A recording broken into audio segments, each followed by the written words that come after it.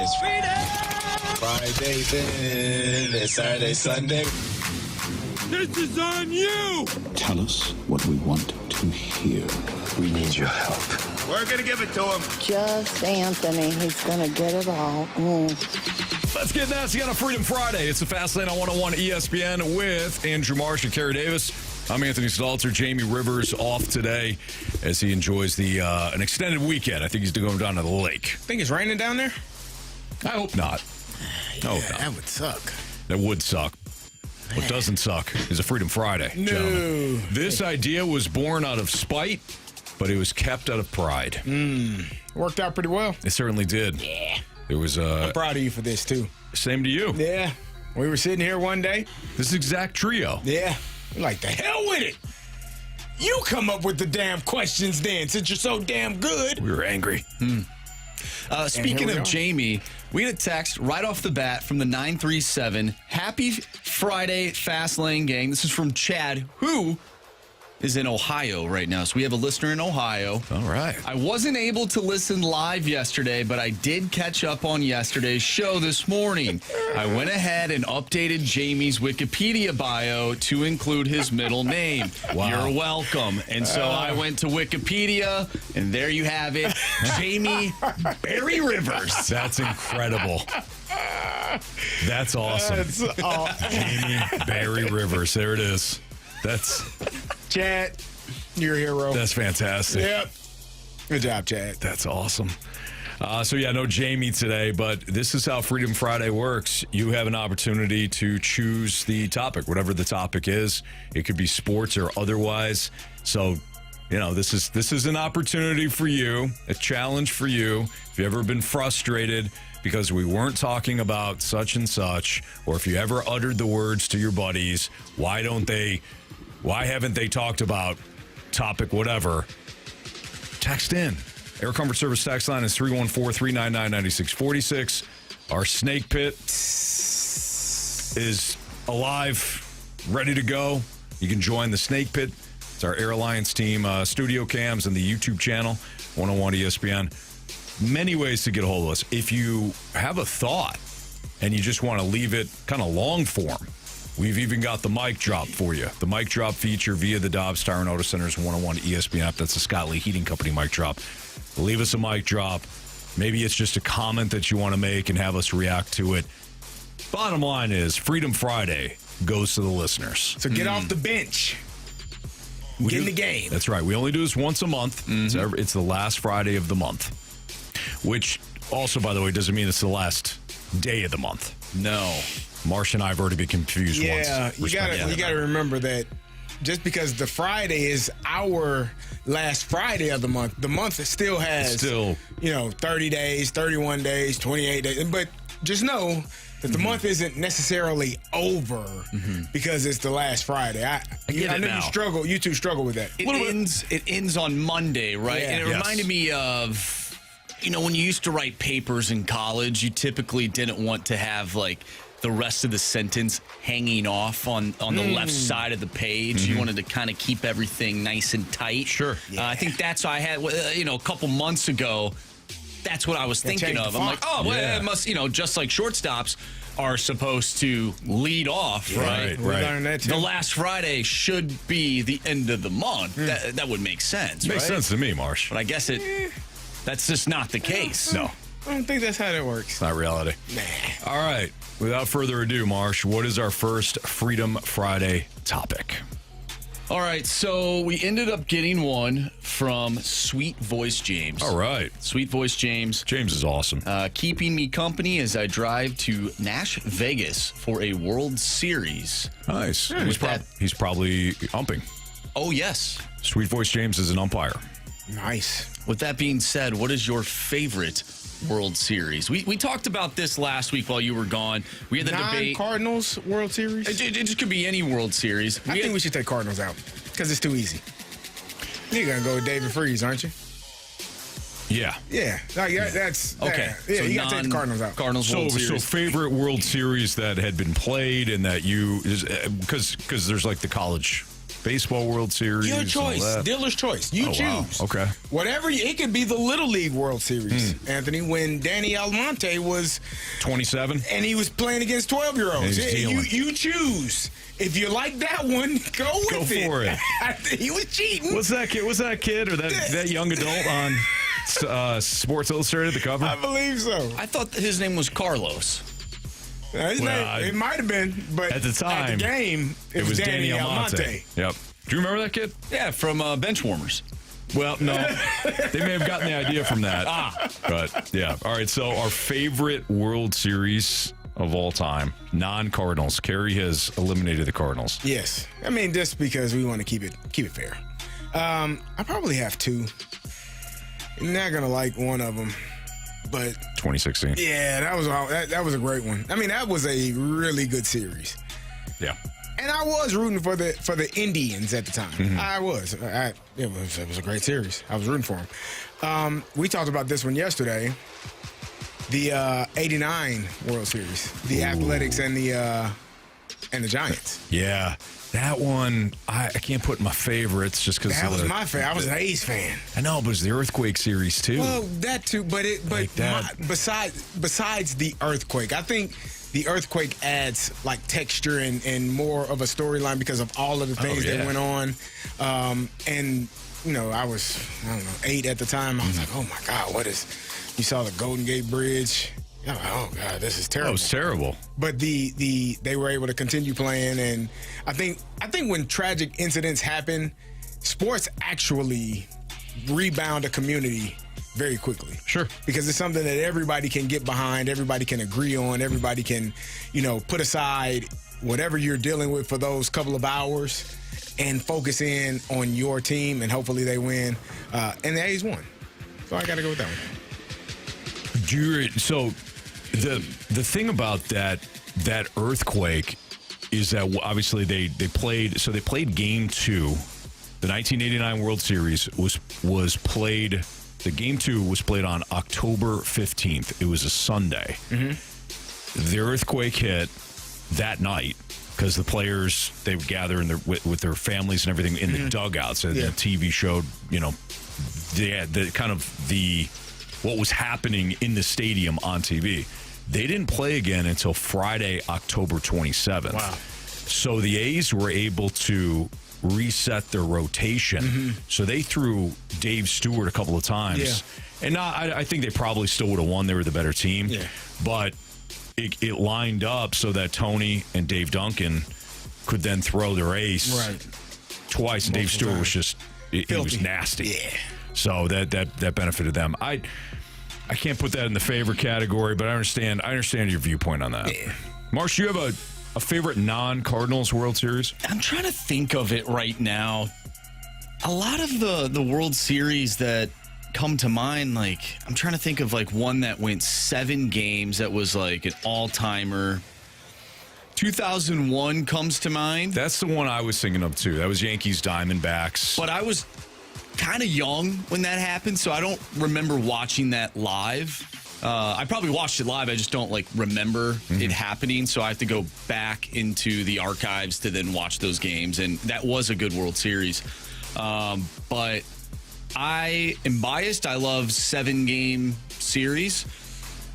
I'm just trying to think. I mean, the Nationals in Astros World Series was pretty good. That went 7 games, but even Game 7 was a little bit of a blowout. I think for me, I'm gonna go 2001 from a baseball historic level and what it meant to the country at that point. So 2001 Yankees Diamondbacks. Royals Giants was really good too. It was, but I feel like nobody really watched. That was the Madison Bumgarner series. That was a good series. That was really good. That came down to the last play or last series of plays. But the Yankees Diamondbacks, of course, coming off the heels of 9/11.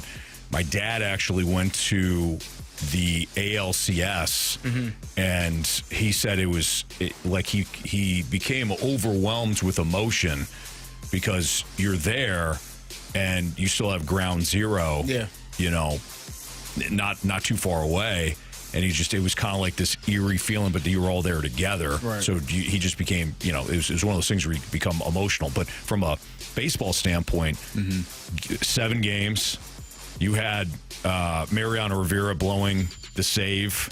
And then, of course, Luis Gonzalez coming up with the series clinching hit, that bloop single off of Rivera to walk it off.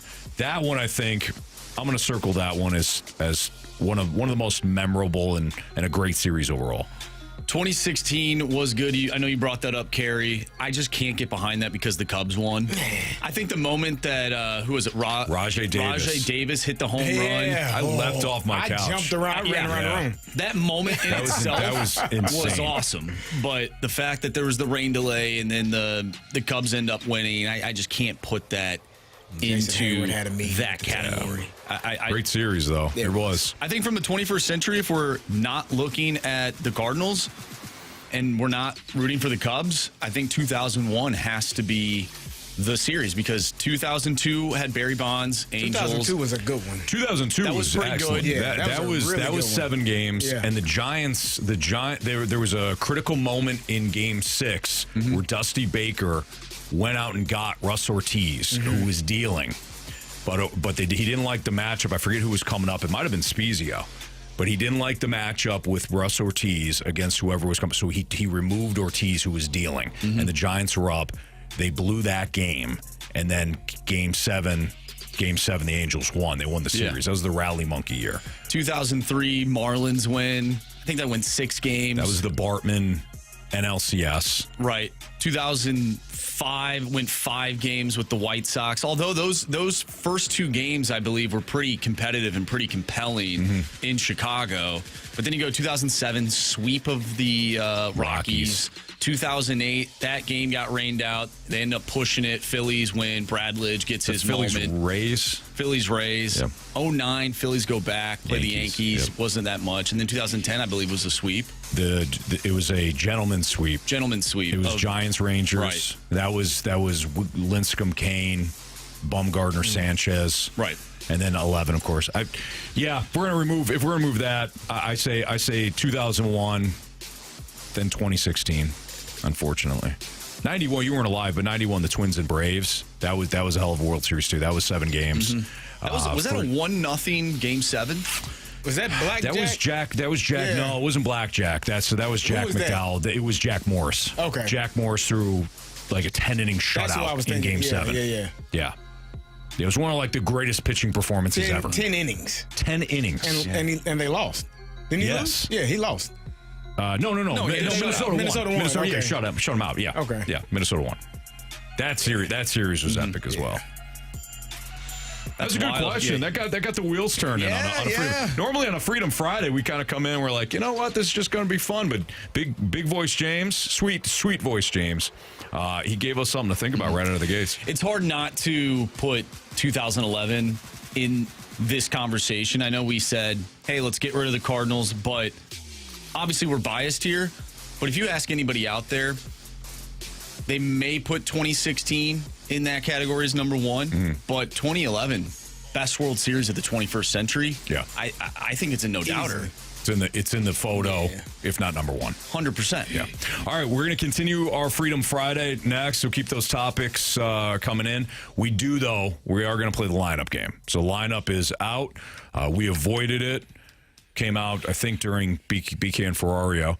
So we'll do the lineup game, and then we'll get back to Freedom Friday. So keep those topics coming in with Carey Davis and Andrew Marshall, Anthony Stalter. Lineup game next in the Fast Lane.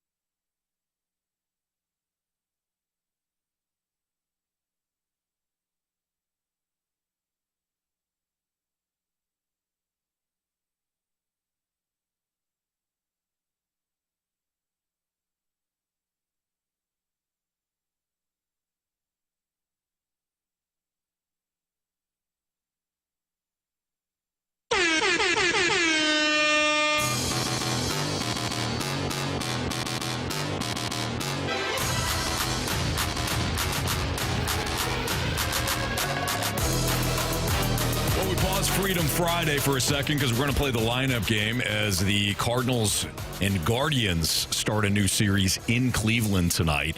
It'll be on Apple TV Plus. Cardinals and Guardians. What's up, Carey?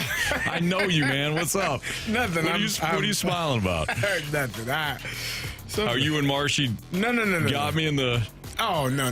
We weren't in the office. That was funny though. That was a good time. Something. They heard me coming down the hallway today, and Marsh hid behind the door. And as soon as I got in the door, he goes, "Ha!" And I go, They got me good. All right, lineup game. Luis L. Ortiz. He is a right-handed pitcher. Will go for Cleveland tonight. Before we dive into it, Newt was expected to be back today. Do we think Newt's back? With a little rib issue. I'm just going to assume, side. Based on the reports, I'm just going to assume that he's back. Okay. So let's do it. Just something to note. Well, we top of the lineup. Top of the lineup doesn't matter, but yeah. Show us. Brendan Donovan. Look at that guy. Vibrant, handsome, hair. All right, Mason Wynn. No, why not? Show us. Mason Wynn. Duncan! Bring me that arm! This has got to be the St. Louis superstar, right? Yes, sir. Show us Alec Burleson. I thought I told you I'm a star. You're already acting like you're a star, and we haven't even opened yet! Did you say St. Louis superstar? I think you did. He's part of the group now. Is that right? You believe. Is it St. Louis Star or is it St. Louis Superstar? It was just St. Louis Star, but now you've added the super catapulted him into a superstar St. Louis. of the St. Louis area. Yeah, I mean, sure. Show us Wilson Contreras. You don't know how to play first base. It's not that hard. Tell him, Wash. It's incredibly hard. Hey, anything worth doing is. He's not wrong. So this would be Newt. Newt, there it is. Or it could be Arenado. But if Newt is playing. Newt's 5. Yep. So you think it's Newt? Yep. You sure? Positive. You want me to do it? I'm already ready. Show us Lars Nootbaar. International superstar! Watch out, don't run into any walls or anything. All right, Carey, if I may. Yeah, please do. Marcia, go ahead and show us Nolan Arenado. A lot of people think you get in your mid-30s and your career's over, but like I always say, until they stop scouting, I ain't going to stop playing. All right. You need a catcher. You need a DH. So it's probably I would say Gorman. Gorman here, Yeah. and then Pages 8. Sure. Show us. Excuse me. Get choked up. Yeah, Thinking it's about emotional. it. He's been playing well. Show us Nolan Gorman. Swing Serenade is brought to you by Gorman's. Dingers! Hang me a curve and I will hit! Dingers! All right, Pedro Pages. Why not? Show us Pedro Pages. Smithers, throw this at him. You're out! Maybe. All right, put a bow on it. Show us Victor Scott II. Run as fast as you can. You can't catch me. I'm the gingerbread man! So with Ivan Herrera out, this is your lineup. Seems like it. And Jordan Walker out. When everybody's healthy, this is your lineup. Did we have any? We can do it later. Go ahead. Let's do the. Yeah, we'll do the home run. We'll do the home run derby first. We'll get back to it. All right. You ready? Yes, sir. Run it. All right, leading off, second baseman Brendan Donovan. Batting second, the shortstop Mason Wynn. Batting third in right field is Alec Burleson. Your cleanup hitter, first baseman Wilson Contreras. Batting fifth in left field, Lars Nootbaar. Batting sixth, third baseman. Batting seventh, the DH, Nolan Gorman. Batting eighth and catching is Pedro Pages. And batting ninth in center field is Victor Scott II. Back.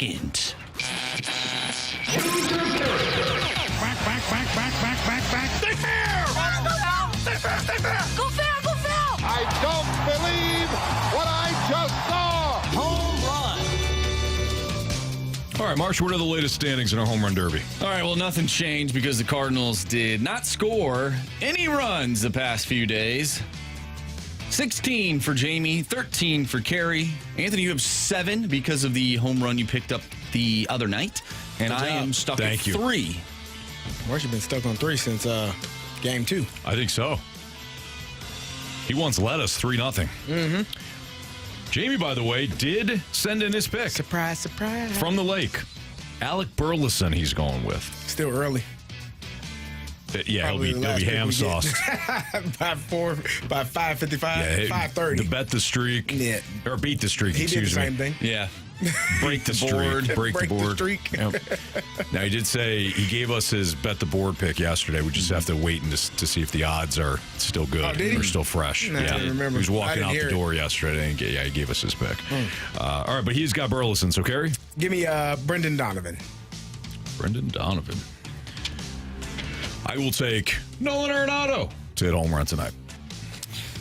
I'm going to go with Newt Barr. Back in the lineup and swinging the bat pretty good as of late. I don't think his injury or the ribs are going to affect him tonight. Okay, there you have it. So Jamie selected Alec Burleson to hit a home run tonight. CD has Brendan Donovan. I took Nolan Arenado. And Marsh went with the Newt Barr. The Newt Barr. Now, Carey, did you have something? Yeah, I had a question. I have a question. I don't remember which game it was. I think it was the game 3 versus the old Cubbies, where they kept stealing bases, kept stealing bags. I did notice that, yeah. Like, Pozo was catching, and it was a bad day. We already know that people steal on Herrera. Pajes leads the league in pass balls. Do we have a catcher problem, people? Can I ask a follow-up question? Sure. When did we not have a catcher problem? When Yadier Molina was catching? Right. Okay. Yeah. Well, you didn't have a real catcher problem. You had a pitcher problem when Contreras was catching. That's true. Contreras. He was good. Yep. He was solid. But I think we got one now. I could be wrong. All right, let me rephrase. You got a catcher that doesn't catch well, but he hits well. You got another catcher who might not hit as well, but he catches okay and he lets balls get by him every now and then. Yeah. You got a catcher that hits pretty good, but, he clearly couldn't throw out runners versus the Cubs 3 times. That's not great. You think anybody ever stole 3 bases against Yadier in one game? No. I'd be lucky to steal 3 bases against him in a month, if not 3 months. Yeah. Can I do the Carey Davis thing? Sure. Do you guys remember when I said the Cardinals should sign, if they're going to move Wilson Contreras to first base, they should sign a defensive catcher in free agency? I think they thought they had 2 or 3 of them on And the everybody team. laughed at me. We didn't That's laugh the at Carey. you. That's the Carey part. Okay. I see. Everybody laughed. Everybody called me. That's a dumbass idea. This is why. In all seriousness, this is why I liked signing somebody that you didn't want them to sign Contreras to begin with. You wanted Sean Murphy. I did. Yeah. I remember. Steel trap over there. Now, Well, I won't Contreras, remember what you're going to tease for the next segment, but damn it. You remember that? Yep. Sean Murphy would have been fine. Ish. Okay, they're probably better with Contreras. I'm surprised Anthony didn't pick Reese McGuire. Who's that text from? Guess who? It was our guy, the 618. Hey, by the way, just want to congratulate our teammate, our Hubbard teammate, Donnie Fandango, 28-hour radiothon to support the Ronald McDonald House. So, Donnie, well done. Good job, Donnie. Yep, about 20 hours ago, they had hit the 20K mark before 6 p.m. I don't have the update now, but there are a lot of people that help behind the scenes. You can see them kind of walking back and forth. They've got a whole section and set up in one of our meeting areas where they take calls. So they take the donations, they take the request. You can request any song on the point. Donnie stays on. 28 hours? 28 hours. He stays on, and they accept donations again on behalf of the Ronald McDonald House, which goes to support families that have lengthy stays in the hospital. Yes. So some of them, a lot of them, like the St. Louis Children's Hospital, they have a Ronald McDonald House in the St. Louis Children's Hospital where families can go and get a shower, something to eat, just take their mind off of the devastation, the pressure, the stress that comes with having a child that is staying at the hospital. So it's a huge deal. Congratulations to our guy, Donnie. Fantastic job once again on his 28-hour Radiothon. So congrats, Donnie. And just an overall great dude. Love Donnie. You hear him sometimes on these airwaves, loves sports, loves his blues. He hosts the Last Minute Blues podcast, too. So we see Donnie a lot, and he is just, he's our favorite psychopath. There's no doubt about it. All right, Freedom Friday continues next in the Fast Lane on 101 ESPN.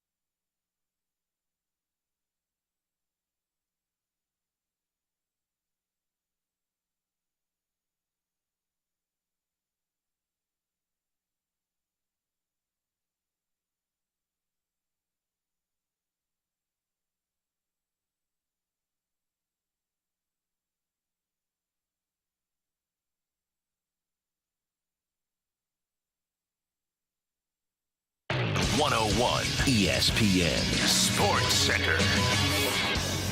I'm Andrew Marsh. It's time for a Sports Center update driven by Johnny Londoff Chevrolet and Johnny Londoff Autoplex. The Cardinals in action tonight, taking on the Cleveland Guardians with Sonny Gray on the mound. You can watch that game on Apple TV+. We just did the lineup game. If you missed that or if you missed anything from today's show, make sure you go to 101ESPN.com or check out the free Dobbs Tire and Auto Center's 101 ESPN mobile app. Just head to the podcast page. You'll find all of our shows there, and it's all brought to you by the Schaefer Door Company. First pitch tonight is at 6:10. After the show, we'll have some NHL Draft Round 1 coverage for you. It starts at 6 o'clock.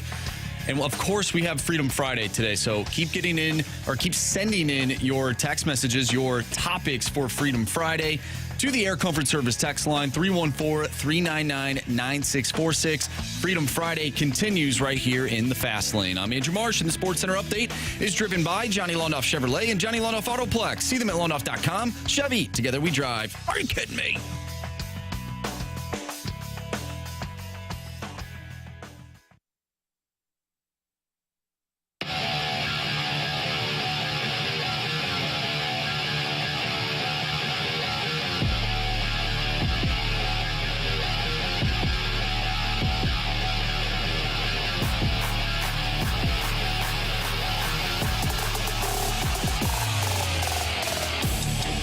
Freedom Friday continues here in the Fast Lane on 101 ESPN with Andrew Marsh and Carey Davis. I'm Anthony Stalter. Jamie is off today enjoying the lake, but I think he's listening via the app, so shout out to our guy, Jamie Barry Rivers. JB. That's right. Marsh, what is our latest Freedom Friday topic? I really like this one from the 636. What had more influence on the game of modern baseball, the 2002 Oakland A's Billy Beane front office or the home run race between Mark McGwire and Sammy Sosa? Wow, that's fascinating and impactful for two very different reasons. Yeah. What would you say? The home run chase? Are we going to call it that? Okay, the steroid era? Okay, yeah. Yeah. I mean, I think it's the steroid era, too. Without a doubt. I mean, I think Billy Beane, the one that is still with us, great innovative mind. Yeah. I think he ruined baseball. He ruined baseball. Yeah, this is terrible. Yeah. That's a terrible way to go about it. Yeah, numbers. Wow. You got people, come on, man. People that are just crunching numbers and, but his exit velo says that he should be number one in the league in batting average based on the statistics and all of the clerical information that I found. Mm-hmm. Yeah, no, he stinks. Like, what are we doing? I hate the notion that you can just plug in. That's like saying, because you and I do the same job, and Marshy is in the same field, we're all on the same job. I can't do what Marshy does. You can't do what I do, Marshy. Like, we can't just... We're not interchangeable just because we're all in the same place. I think that's based on the metrics, one would think that maybe we could. But if I get behind, you could probably do my job without. Yeah, actually, you know what? Well, I think you've done my job. You can take his job and my job because you've been doing this for a while. I couldn't take Marsh's job. Marsh's job. Yeah. But I work here with I see him every day. I don't know what the hell he does back there. But if he doesn't do it, they don't hear us. Very true. I couldn't tell you what button to push. I have no earthly idea what button to push. I just learned like 6 months ago which button to push in there in the cone of silence so I don't hear the gauntlet while I'm in there. I used to stand outside in the hallway. I had no clue. Yeah.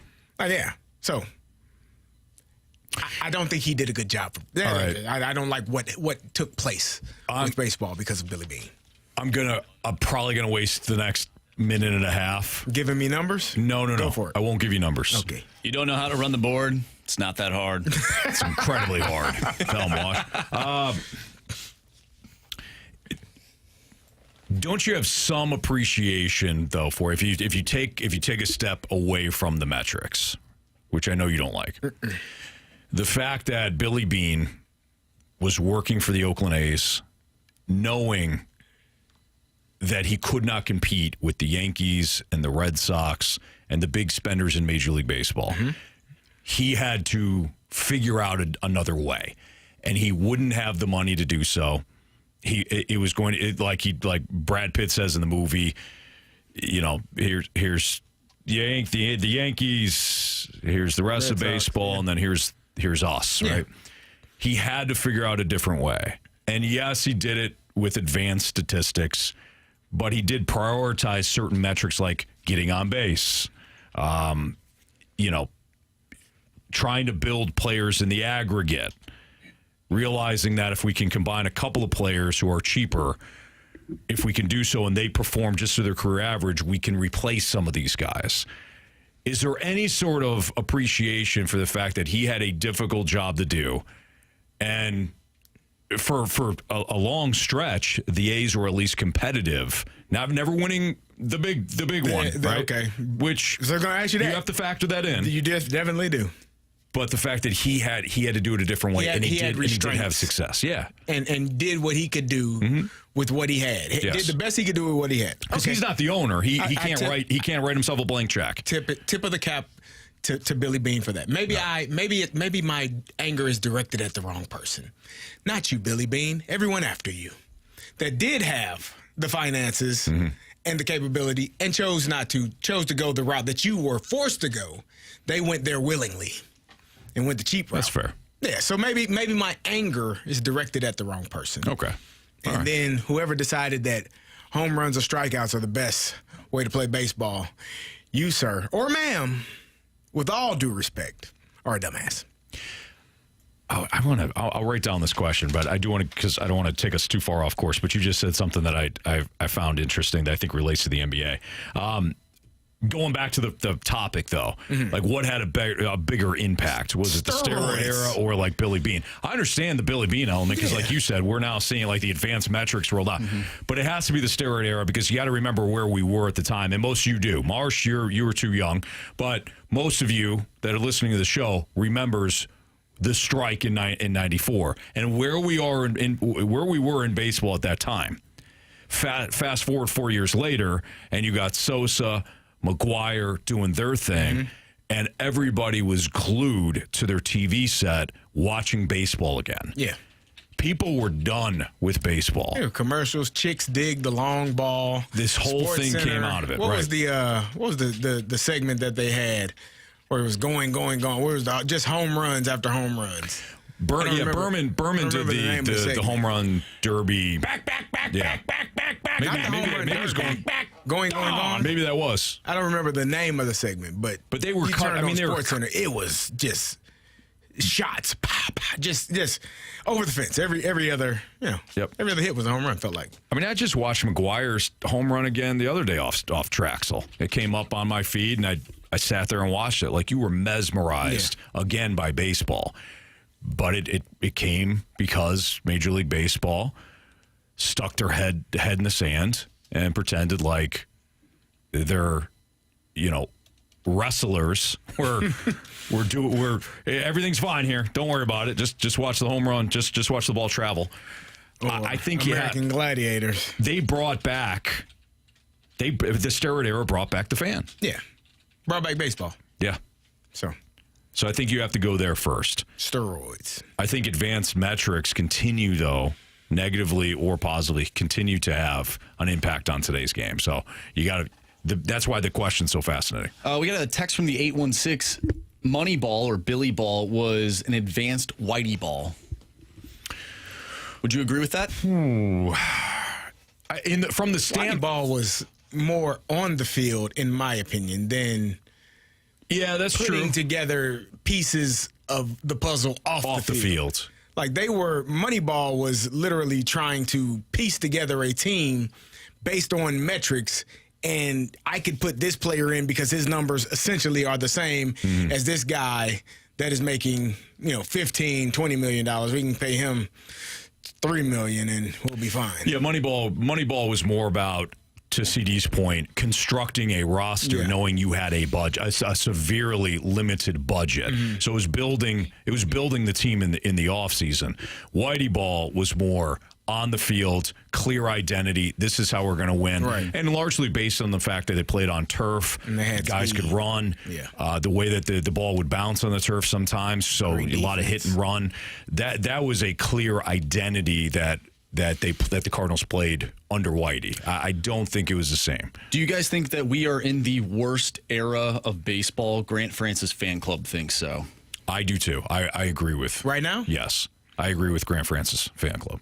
Although we have some of the best players we've ever seen playing in the game of baseball right now. I do think, Carey, the advanced metric era, so to speak, the three true outcomes, that has hindered baseball, the watchability of baseball, but also the spending, the outrageous spending that we're seeing. It's not just the Dodgers. I like to crush the Dodgers, going to hate them.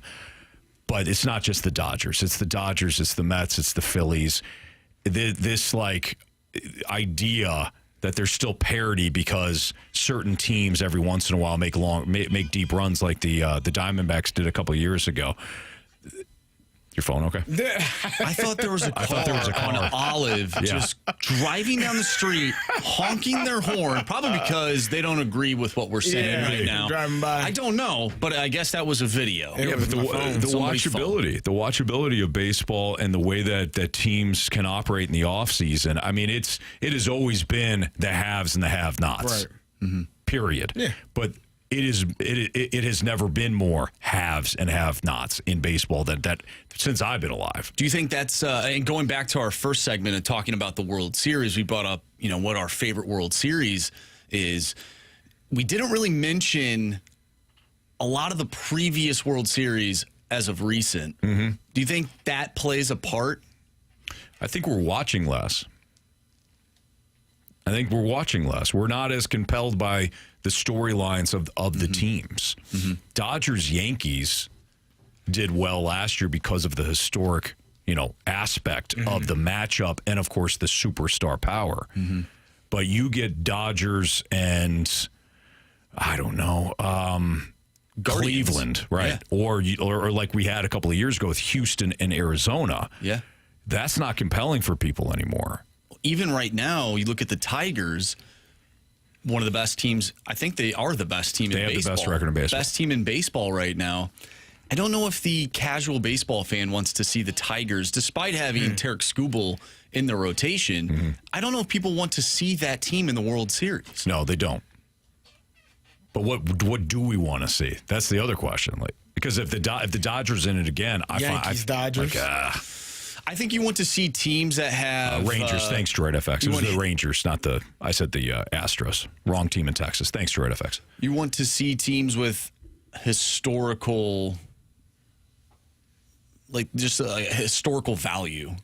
Or you want to see a team that comes up. Cardinals have historical value, I would say. Even though they're a mid-market team. Yes. Oh, yeah. Yes, I would agree with that wholeheartedly. All right, it's the Fast Line on 101 ESPN. Keep those Freedom Friday questions coming in. 314-399-9646, the Air Comfort Service text line. Or if you want to join the Snake Pit, there we go. You can do so on our YouTube channel. More Freedom Friday topics from you next on 101 ESPN.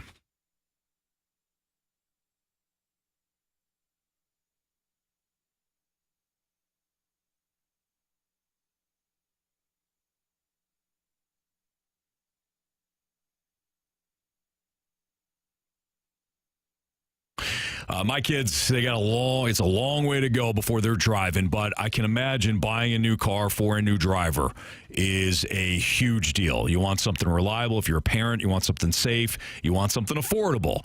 That's where Auto Centers Nissan comes in. With over 1,000 new and used vehicles all in one location, they're just off I-55 in Herculaneum, right up the road from South County. Finding the right fit for your new driver is easy. And right now, during their Nissan Summer Sales event, you can get 0% off APR for 60 months on the 2025 Rogue and the 2025 Pathfinder, SUVs with modern safety features and enough cargo space for dorm rooms or weekend getaways for your new driver. If you're worried about making the right choice, they've got your back at Auto Centers with their lifetime warranty and the 30-day return promise. Again, that's only at Auto Centers Nissan Herculaneum.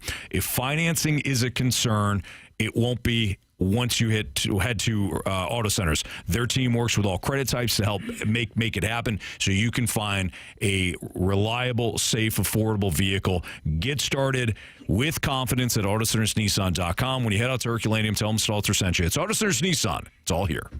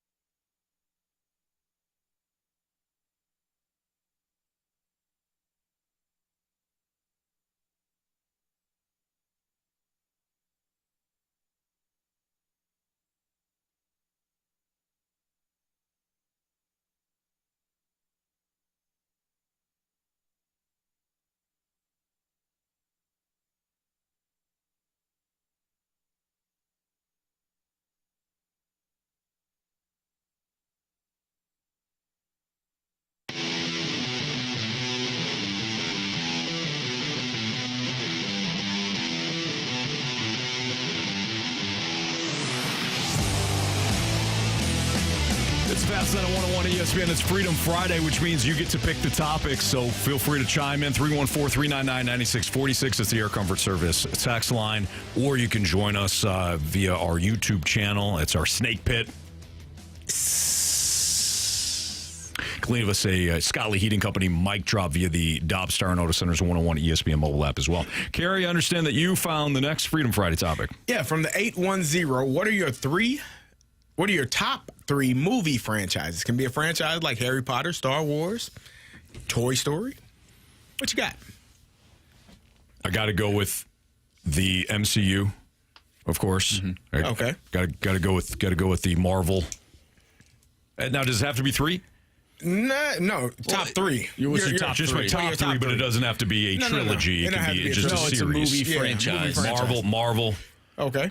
Jurassic Park / Jurassic World is in there. Yep, absolutely. Yeah, especially now when I'm watching it with the kids, which you may think to yourself, boy, you're a horrible parent. But, they got to find out sometime that dinosaurs can eat you.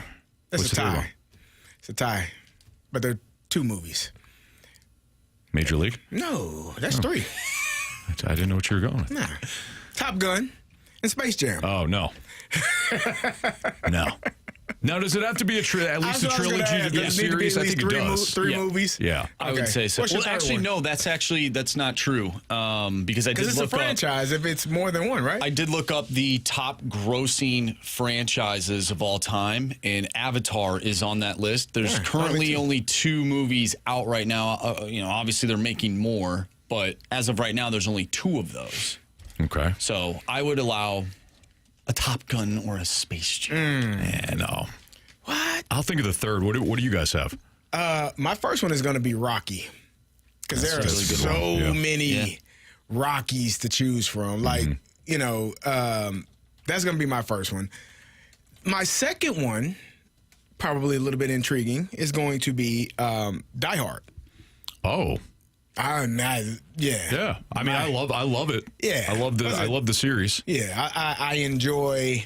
There's 4 of them? 4 of them. The one with Samuel L.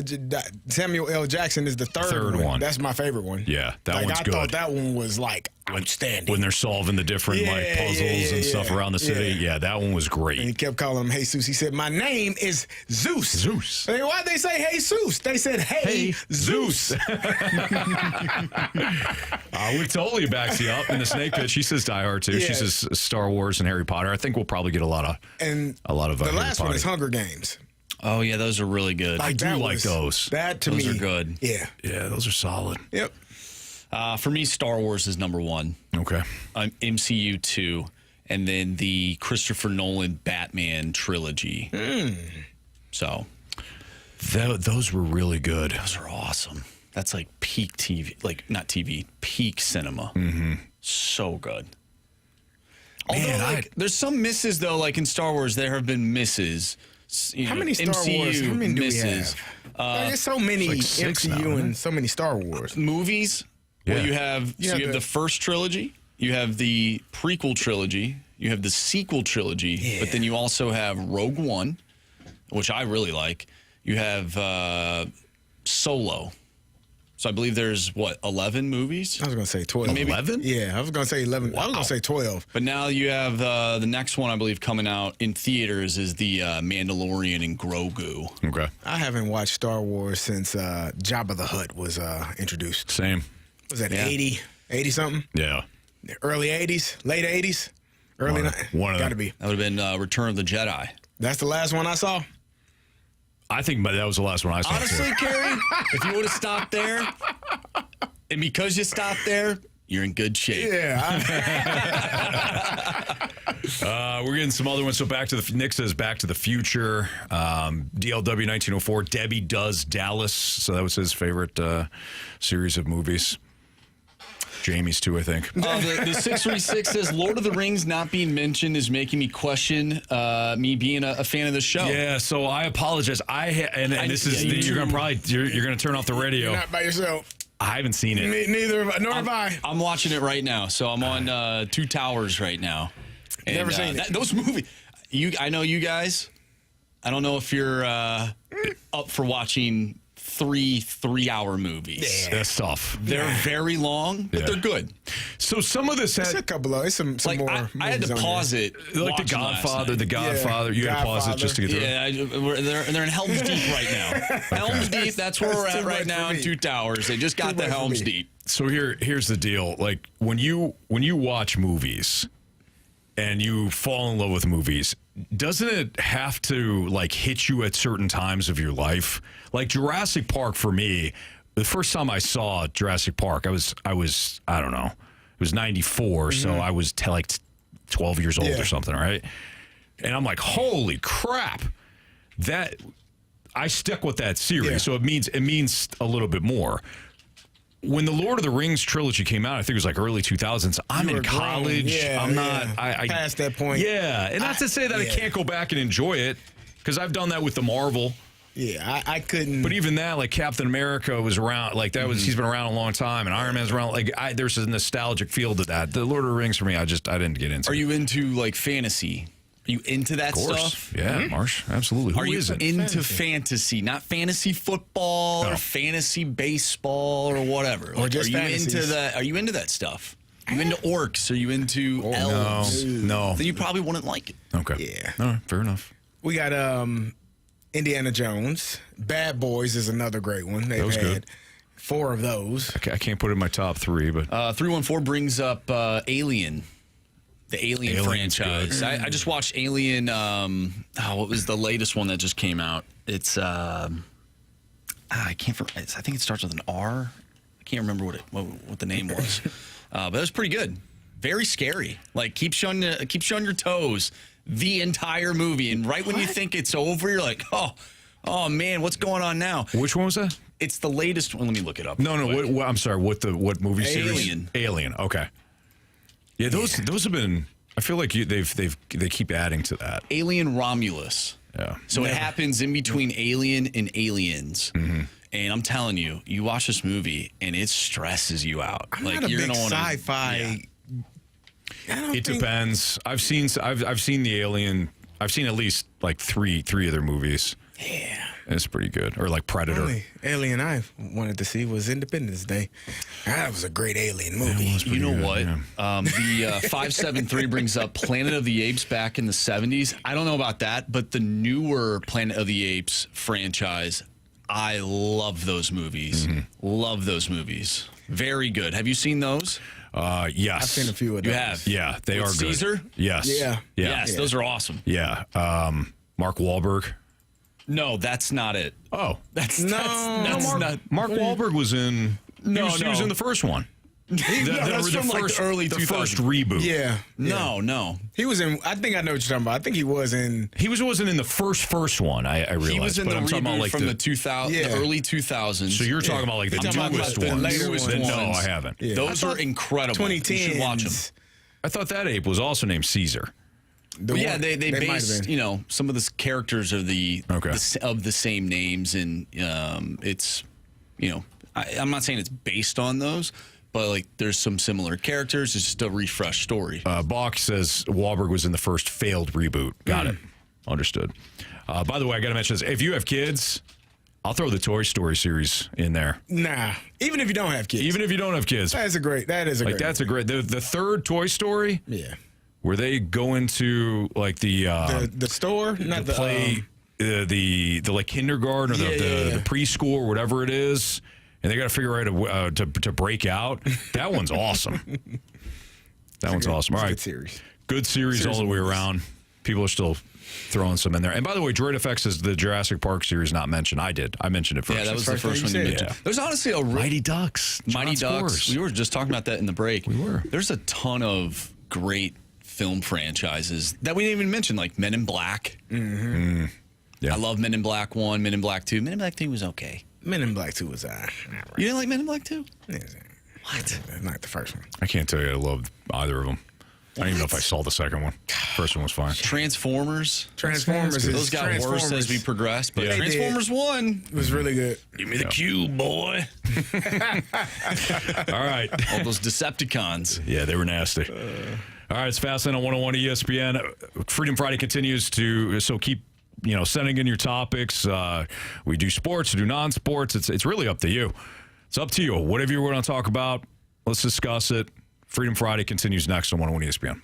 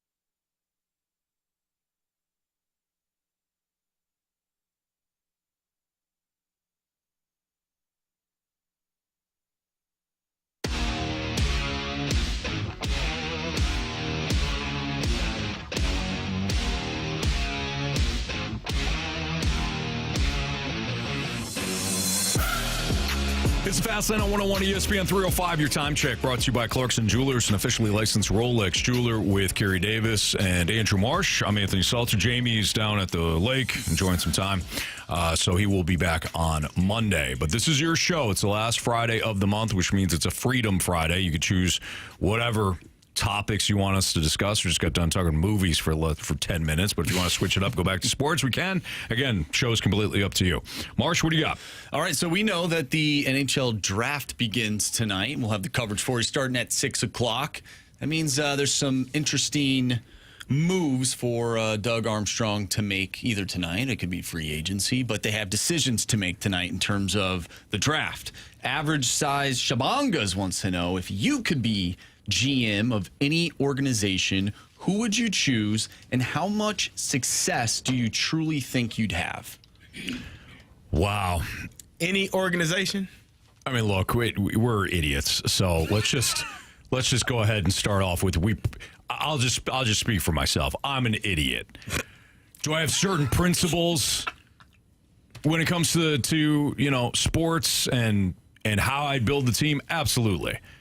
But in terms of managing a cap and all that other fun stuff, I wouldn't make it half a year before I'm fired. I would go Dallas Cowboys. Okay. Texas franchise, a recognizable franchise. It should be. But then you got to deal with Jerry. No. I'm the GM now. I'm the captain. Still got to deal with Jerry. No. He'll always be the captain. I'm the captain now. Okay. Get to make my own decisions. Look at me. He look at me. Look at me. Now we have a salary cap. Mm-hmm. Yeah, that's what I'm spending to, Jerry. We're gonna spend money wisely, and we're gonna entice some free agents. We're gonna make some trades. We're gonna make some things happen. People want to be in Dallas, Anthony. People want to play for that star. All right. So what would you do then? Like, how would you build? I would start up front, obviously. Yeah. Offensive line, defensive line, and we're starting from scratch, or are we using the people that are there now? I mean, I got a lot of money spent on Dak Prescott. Probably ain't going nowhere. Probably can't get rid of him even if I wanted to. Got to deal with it. So we're going to figure out how to find pieces. And again, I think that as long as if I have money, I can probably entice some free agents to be in Dallas. Okay. Because it's a hot state. It's a good state. There you go. Good. Texas. That is. Not Texas Dallas. forever. Dallas is a city. Texas forever 6. Texas forever 6. If I was going to go NFL, I would find a team that has a quarterback on a rookie deal. Jaden Daniels would be perfect. Start off in Washington, and then I would do the same thing as CD. I already have my young franchise quarterback. I'm building up the offense and defensive lines. I'm starting there. I think we talk about this a lot, but I think there's so many misses in the NFL draft because teams become infatuated with the perimeter players. They become infatuated with wide receivers or unicorns, tight ends that are only unicorns because they're terrible. But I would start up front. Offensive line, defensive line, get a pass rush, protect the quarterback. But if I were to go to baseball, and I'll just say the Cardinals, right? Like, I'd love to take over the Cardinals. Mm-hmm. Would you, though? I would. Yeah, I would. I would draft. I would draft damn near all pitchers. I know that's crazy. And I was like, well, what about the offense? But one, my offense looks good right now. And I would rather purchase hitters in free agency than pitchers. I would rather develop pitchers. So I would go damn near all pitching, find guys that can actually pitch, or get the raw talent where they just have the high velocity, a mixture of both. But I would sell out for pitching each and every draft, and then I would look to build my offense through free agency or trades. Because if I have pitching in my farm system, pitching's always a commodity. Teams will always be looking for pitchers, and if I have that pitching constantly, I can trade those players for what I need offensively. So that's what I would do if I were GM of the Cardinals or any baseball team for that matter. I would solely choose baseball because there's no salary cap. Yeah, but what if you work for an organization that doesn't spend money? What if you're in Pittsburgh? Well, that's why I get to choose. Ah, where are you going? That's part of the question. Where are you going? I would choose the Cardinals, or I would go to. Well, not while I'm running it. I'd probably pick a market that has money to spend. They want to spend, but they're not as good as they should be based on their market. Who's a team that comes to mind that hasn't had success? Maybe like Toronto. The Toronto Blue Jays. They've expressed interest in, hey, we want to pay for all these players. Yeah. We want to do this, we want to do that, but they haven't seen the success. Toronto's a good one. You know, it's a sneaky good one too. And they've had trouble getting free agents there because of unfortunately, the climate of their city. But San Francisco, yeah, the Giants would they want to spend big money. Yeah, people don't want to go there. People don't want to go there.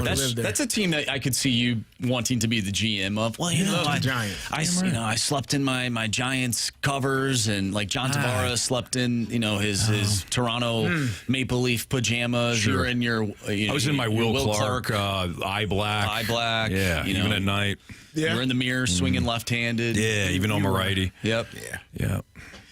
But Toronto's a good one, too. Toronto would be a cool city. Yeah.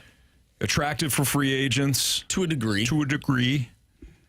Based on the political climate, I guess. But, Yeah, that's a good one. A team that's willing to spend money but just hasn't had the success. I can see that. Other than that, for the most part, all of the bigger cities are pretty competitive already.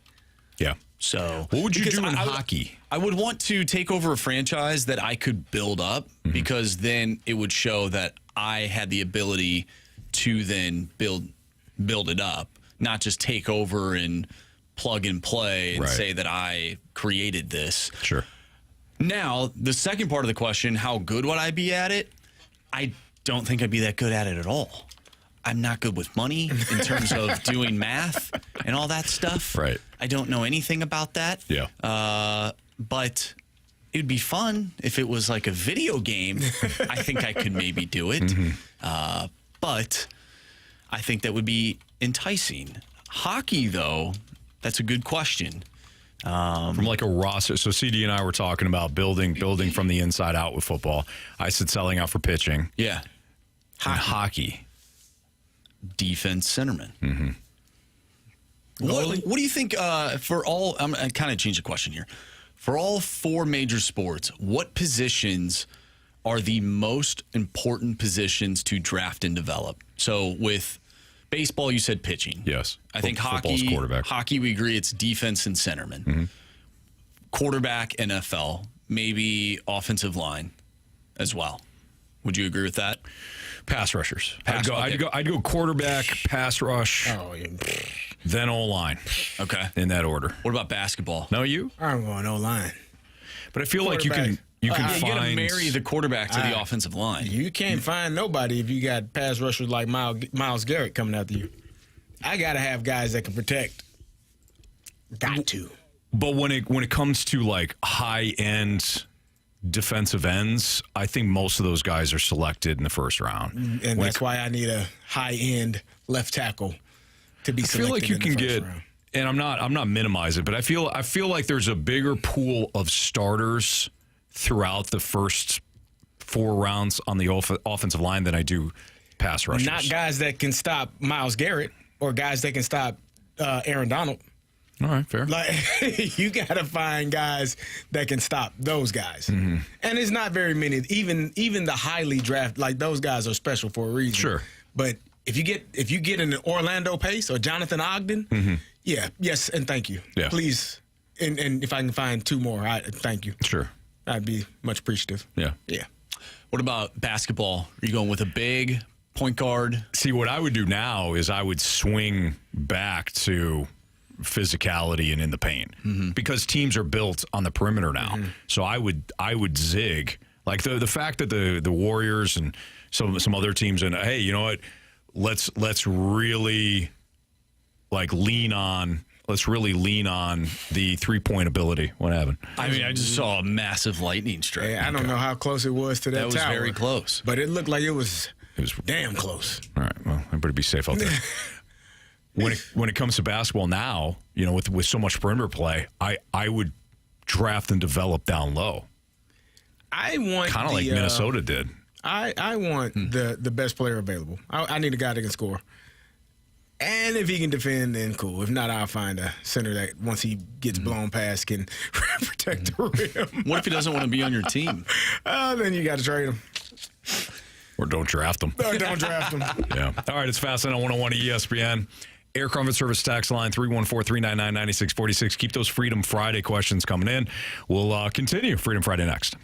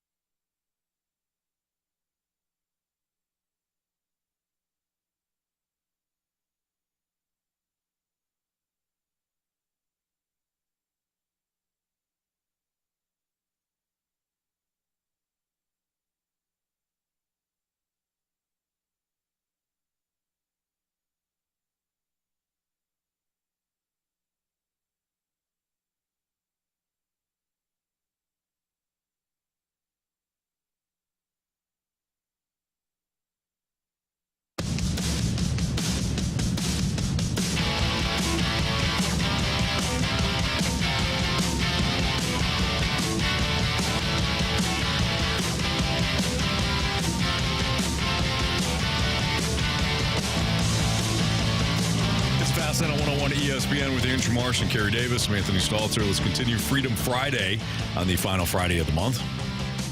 You okay, Carey? I was just reading this text. I don't know if they were joking or not. Is that I read it in the break. Is that what you read that? Does it have anything to do with maybe the weather outside? You might as well go ahead and read it. Depends on who you are, you know? What do radio people do during tornado warnings? Yeah. It's, to me, Marsh, I don't know if you agree or not. It depends on if you've seen Band of Brothers or not. If you've seen Band of Brothers, you wait until the last member of your show is in the clear so that you don't leave that man behind. If you haven't seen Band of Brothers, then you run out of here as if you're still playing at Illinois or in the junior hockey ranks and hide. Yeah. Hide? Well, I don't know if those guys hid. They actually went to safety where they were told to go during the protocol. And if you've watched Band of Brothers, then I'm sure that the group sticks together at all times. Yes. So when, I don't know who the leader is, but when one man says, hey, we need to head south, and then two other brothers said, no, we need to stay here, that doesn't sound like a Band of Brothers to me at all. Sounds like a couple of individuals, as some would say, doing their own damn thing, you know? Depends on who you ask, though. I believe there's this movie called Fury. Yeah. And Brad Pitt is in it. And he's telling all of his guys, hey, bad guys are coming. Need you guys to go leave. They're all like, you know what? Nah. We're going to stay right here and fight them. Right. We're going to stay right here with you. How many died? I don't want to spoil anything. Okay. Any? All but one. And he was damn lucky. He's damn lucky. But that's not the point, CD. All right. Definitely the point. Marshy, what's our next Freedom Friday topic, please? All right, we get a question from Moises Alou, possible burner, of course. Who is the best college football player you have ever seen? Wow, that's a great question. I love that one. Let's preface I got this. a few. I didn't watch. I was alive, but I didn't watch Barry Sanders. I didn't watch Bo Jackson. I didn't watch, Joe Montana play in college. Yeah. So just throwing that out there. So if you're like, well, what about Barry at Oklahoma State? Right. I didn't watch him. Yeah. The best college football player I have ever seen is Tim Tebow. Really? Yeah. Are you kidding me? Yeah. You didn't see Reggie Bush play football at all? He was great. What? Tim Tebow was unstoppable. It's actually, you know what? I take that back. If you want to go from a fun standpoint, somebody was like, wow, like my eyes were glued to it. Oh, I don't think we're going in the same direction. You want to say it on three? Yeah, but I don't think we're going to go into. Go ahead. On three. Okay. 1, 2, 3. Johnny Michael Vick. Football. Oh. I was about to say Michael Vick at Virginia Tech. He wasn't. I thought that's where he was going. He loves Michael Vick. What the hell are you doing? But Johnny Manziel beat Alabama. He was fun to watch. He was just, it was backyard football. Money. It was just backyard football. Yeah. I am ashamed. Vick was. Honestly, I kind of forgot about Vick. Of you. I am ashamed. So, all right, I take it back. This doesn't come as a Vince shock. Young was fun to watch too. Barry Rivers here says Bo Jackson. Yeah, I could see that. I didn't see Barry. I didn't see Bo in college either. I didn't either. So I had two. One was Reggie Bush, and the other one, and this man, I don't know, Peter Warrick was different for me. Like he was. The fact that he didn't have a successful NFL career to the degree that I thought, he was one of the best wide receivers I ever saw in college. He was outstanding. Defensively, Charles Woodson. I liked Charles. Charles Woodson was incredible to watch. Yeah. Vic was fun. Vic, Vince Young. What are you doing? Johnny Football. You remember Johnny Football, though. You remember that. There was just Michael something Vick, to him. They went to a national championship game. They weren't supposed to play in a national championship game. No, you're right. Like Michael Vick was. I know. Come on, man. I know. Come on. You never saw anything like Michael Vick in college until you saw Michael Vick in college. That's true. All right. Vic, from like a impacting college football standpoint, Tebow's got to be in the mix. Tebow wasn't, so for me, Tebow wasn't like must-see TV. He was a winner on a team with like 45 future pros. Oh, they're loaded. They had everybody. Cam had to leave because he was not going to play there, and that and other reasons. The laptop? Yeah, I didn't say it. Yeah, I know. Yeah. Okay, all right. Jeez. I think, at least in my time. John Scores has got a good one. Ndamukong Suh was dominant in Nebraska. He was. Go ahead, Marshy. I think for me, it has to come down to Tim Tebow or Johnny Manziel, at least in my time. Tebow, I think we're thinking of like, CD, I think you're thinking of late, like you think of NFL Tebow. No, I'm thinking of Tebow was outstanding. He was great. He was one of the best college football players ever. But he wasn't. If I had to watch a game, whether it be Reggie Bush or Tim Tebow, I'm watching Reggie. Carey, the jump pass. Yeah, cool, wonderful. Ran over people. Cool. Played at the highest of levels. Bush. Reggie did too. They won a national championship. Was great.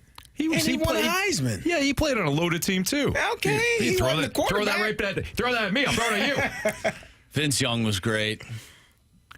That national championship was the best national championship I've ever seen. Hands down. That was Texas USC. Hands down. Yeah. Especially given how loaded both teams were and the fact that USC was coming up. What was it? The two? Were they trying to go for they were three? Going for two. They're going for two back to back. That was Liner that just won the Heisman that year, if I'm not mistaken. I don't recall. It's been a while. I think you're right.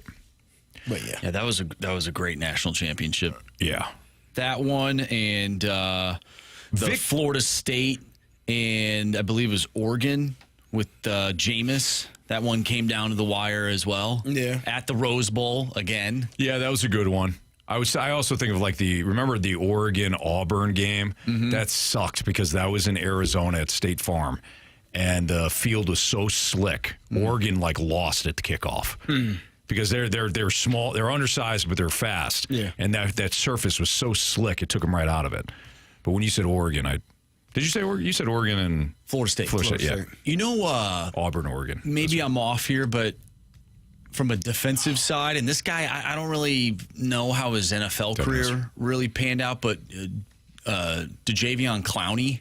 Yeah, when he blew up the Michigan running back in the Outback Bowl. That was awesome. Yeah. He was a beast in college. Yeah. Oh, yeah, absolutely. I don't know, his NFL career didn't really. You know, he's had a serviceable NFL career. He's been in the league for 10 years. But not like the hype. That hot, yeah. I'll say it this way. The most dynamic college football player that I saw was Michael Vick. From a purely dynamic. Yeah. From a purely fun standpoint, it was Johnny Manziel. Yeah. It may have been like car crash, I have to see this, but... Can I throw out another name? I wouldn't have watched this person, but what about Steve McNair? I didn't see him in college. I didn't see him because he was at PBA. He played at Alcorn State. Alcorn State, yeah. So it was such a small... Like I've seen highlights. Right. But, yeah. Percy Harvin was... He was fun to watch in Florida. Yeah. Hey, Tim Tebow, right? Tim Tebow's one of the greatest college football players of all time. He had everybody. From a national championship standpoint, statistical standpoint, impact standpoint. Heisman Trophy winner. Man. He won twice, didn't he? 2-time national champ. Yeah, not to you, though. No, I think he was great. Lamar Jackson is another one. That 636 just texted that in. Lamar was fun to watch. Lamar's Heisman year. Yeah. Was that his second year? His second year was better than his first. The second year whatever year he won the Heisman was from a passing standpoint, he got better each and every year. I thought from like a football standpoint, not just he's fun to watch standpoint. From a football standpoint, I thought Lamar got better each and every year at Louisville. Man, he was different. Yeah. All right, good fun, good clean fun there, guys. What's trending is next on 101 ESPN.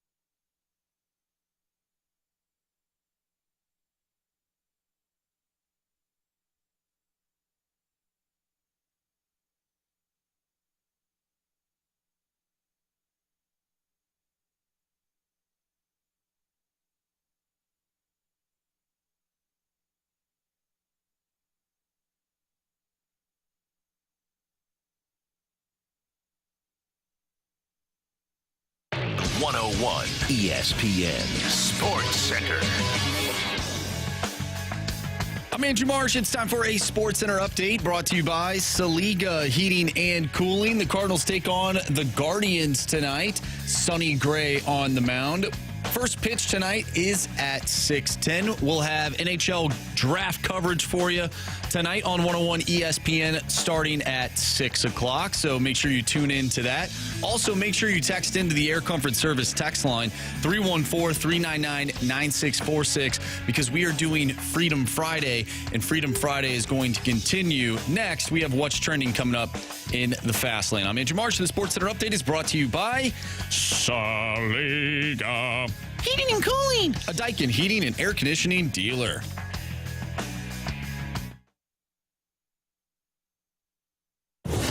What are the hot topics in the sports world? What in the wide world of sports is going on here? It's time to find out with What's Trending, brought to you by Elite Comfort Experts. Heating and cooling with no gimmicks, just guarantees. EliteComfortExperts.com.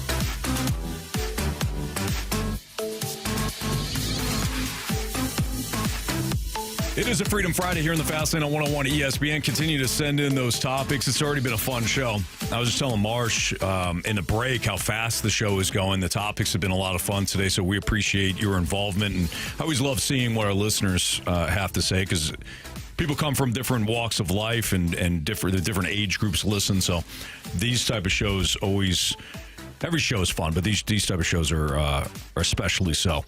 We'll pause Freedom Friday, though, for a little What's Trending with our guy Andrew Marsh. All right, so we do get a text from the Air Comfort Service text line, and this kind of goes well with what happened today in the NHL. We get a text from the 636. How mad are the trade Carey for Noah Dobson people today? Oh, I'm sure they're ticked off as Noah Dobson goes to the Montreal Canadiens for 2 first round picks and a player. You think Doug Armstrong's doing that? No. What the hell are we talking about? No, I don't. You think he's trading away 1 first-round pick in Carey? No. I don't Noah Dobson, it sounded like he didn't even want to be here. And we don't want people that don't want to be here. No. This isn't Utah. Rule number 1. Where you just take people that don't want to be there. Well, Anthony, that'll work itself out. I'm sure it will. Maybe not. No, but yeah, the Carey, the anti-Carey crowd is probably a little upset. I guess I understand the idea of improving the blue line by sacrificing something, i.e. a forward with scoring ability, that you already have. You have young guys, you have young forwards that can step into that role. But you're also taking a major leap of faith that Dobson continues to progress and plays well and plays at the level of that of a first or second pair defenseman, right? So there's that aspect. Plus, you have no idea. As I made this point yesterday, as much as we love Snuggerud, as much as we love Bolduc, we have no idea if their ascension continues. Yeah. You have to replace the point production that you will get from Carey. I don't think you need to trade, I don't say anything, but off forward-wise, unless it's going to get you a centerman. And I don't think you trade anyone in your top 6. Or Bolduc, or I don't know where Snuggerud's going to play, but none of those guys either. No, don't trade anybody. I like this team. I do too. I like this team a lot. I trade anybody. I love the mix. Maybe some blue line, but that is where I think that's where people are. None of the forwards. Yeah, right. That's where people are, Marsh. That's where some Blues fans are. It's like they hate a couple of guys on the blue line so much that they're willing to sacrifice Carey in order to improve that area. I think that's a terrible idea. Is it a terrible idea or is it a dumbass idea? Dumbass idea, Marshall. There we go. I think it's short-sighted at best. Yeah. We get a question from the 314. Do you guys believe Cal Raleigh can break the single-season home run record this year? He's on pace. 34 now? He's on pace to eclipse Barry Bonds' mark at the All-Star break. So when Bonds broke the record, I think he's on pace. Galrali is to pass that 32, like pre All-Star break, which is just insane. How many home runs is that? Because I feel like he's going to have. When is All-Star? Mid-July. Yeah, mid-July. So he's going to have it's about the Midsummer Classic. 40 home runs. Is that the number? You don't know? No, the Bonds number? Yeah. Bonds hit, what, 72? No. I'm not mad. How many home runs did he hit before the break? Oh, I don't know. Oh, okay. I don't know what the exact number is. I can look it up. Nah, don't worry about it. No, I'll do that. I'll do that for you. Nah. Barry Bonds hit a lot of them. Yeah, he did. That's what we do know. Not just that year. And every year. Did you ever read Midsummer? No. In school? Have you? I think I did. I don't really remember it, though.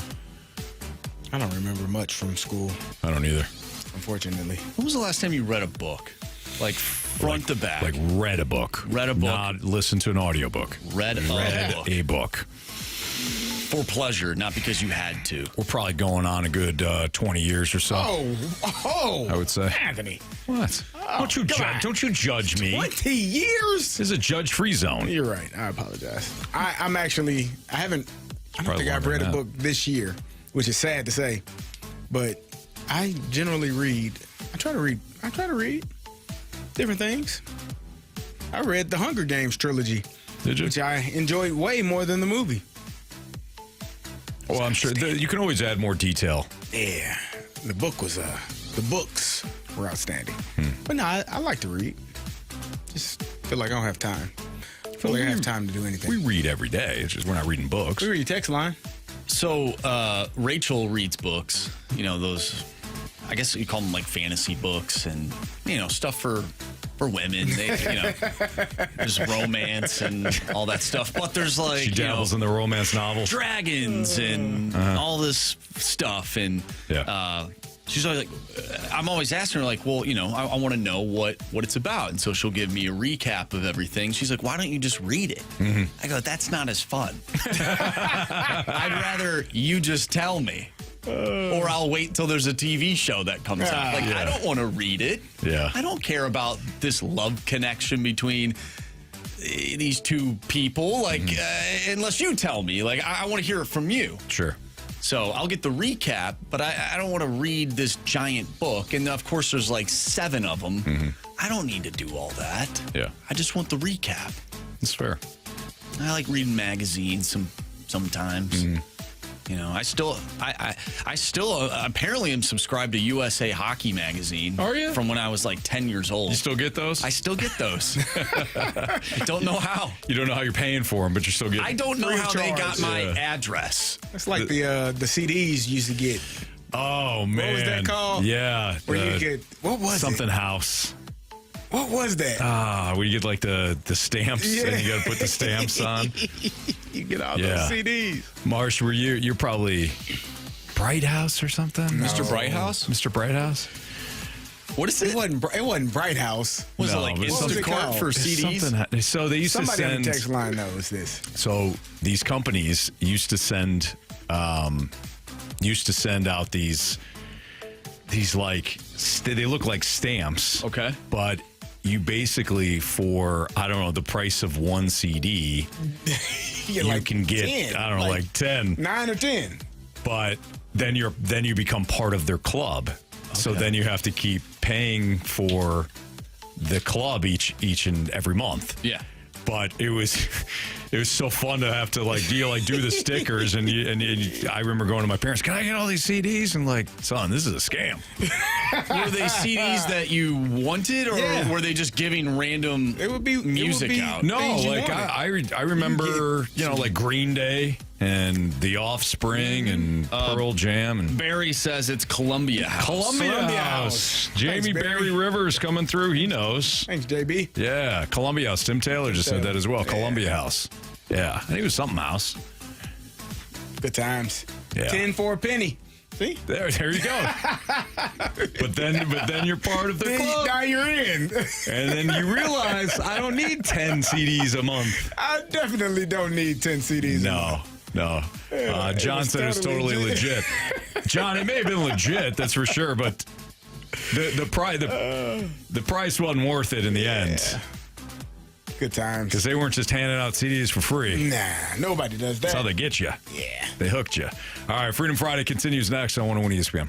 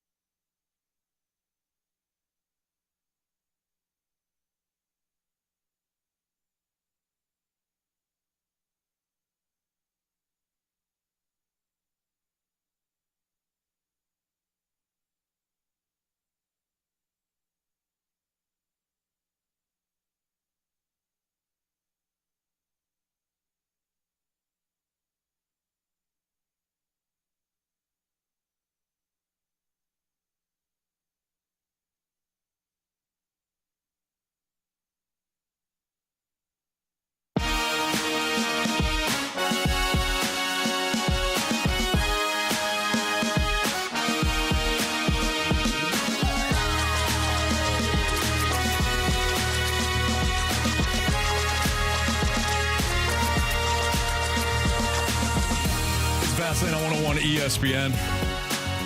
Do books to kids count, Carey? I read a lot of those. Yeah. What are they, like 12 pages? Yeah. Yeah, nah. Sometimes really big lettering. A lot of pictures. They don't count? No. Nah, right. Fair. Be a book for yourself. Yeah, about 20 years. Freedom Friday continues here in the Fastlane on 101 ESPN. Carey Davis, Andrew Marsh, I'm Anthony Stalter, and Carey, you discovered the next question for Freedom Friday. Yeah, from Thrill Fan 22. If you are talking fantasy football draft here, we're talking fantasy. No, I don't think it works. No. If you got the number 1 overall pick, who you taking? Marsh, who are you taking? Always difficult. Well, I had Saquon last year. Didn't you win it all, CD, last year? I don't know. Oh. And this, no, not this. I don't think so. Somebody owes me money. I think I'm gonna go with Jamar Jamar Chase off the year he had. A receiver. You're playing full PPR, wide receiver. Jamar Chase. I think there's 3 options. I do too. My 3 are Jamar Chase, Saquon Barkley, and Justin Jefferson. No. Okay. 2 of 3 are right. CD? Saquon Barkley. Yes. It's hard for me to go for a receiver. And I don't know. Every year I say this. In full Derrick PPR? Henry scares me. Well, he's not going to catch me in full PPR. Derrick Henry not going to catch me in pass. I would, yeah. Jamar Chase. Yes. Saquon Barkley. Yes. Bijan Robinson. That's Bingo. what I was going to say. That's what I figured you were going to say. Or Jameer Gibbs, even though he splits carries. Jameer would be good, but Bijan Robinson. Bijan splits carries too. Yeah, Tyler really. Algier stealing all his carries. He's like the offense, though. Not better this year. Quarterback. They got a quarterback QB. is right. Drake London's going to go off. Drake's a good player. We're going to see your favorite Atlanta Falcon have a breakout year. I don't think so. I do. And he's not my favorite. He is. Kyle Pitts is not going to do anything. He's your favorite player. He's not my favorite player. He's your favorite Atlanta Falcon. You told me. And you told me know not to that's tell a lie. anybody.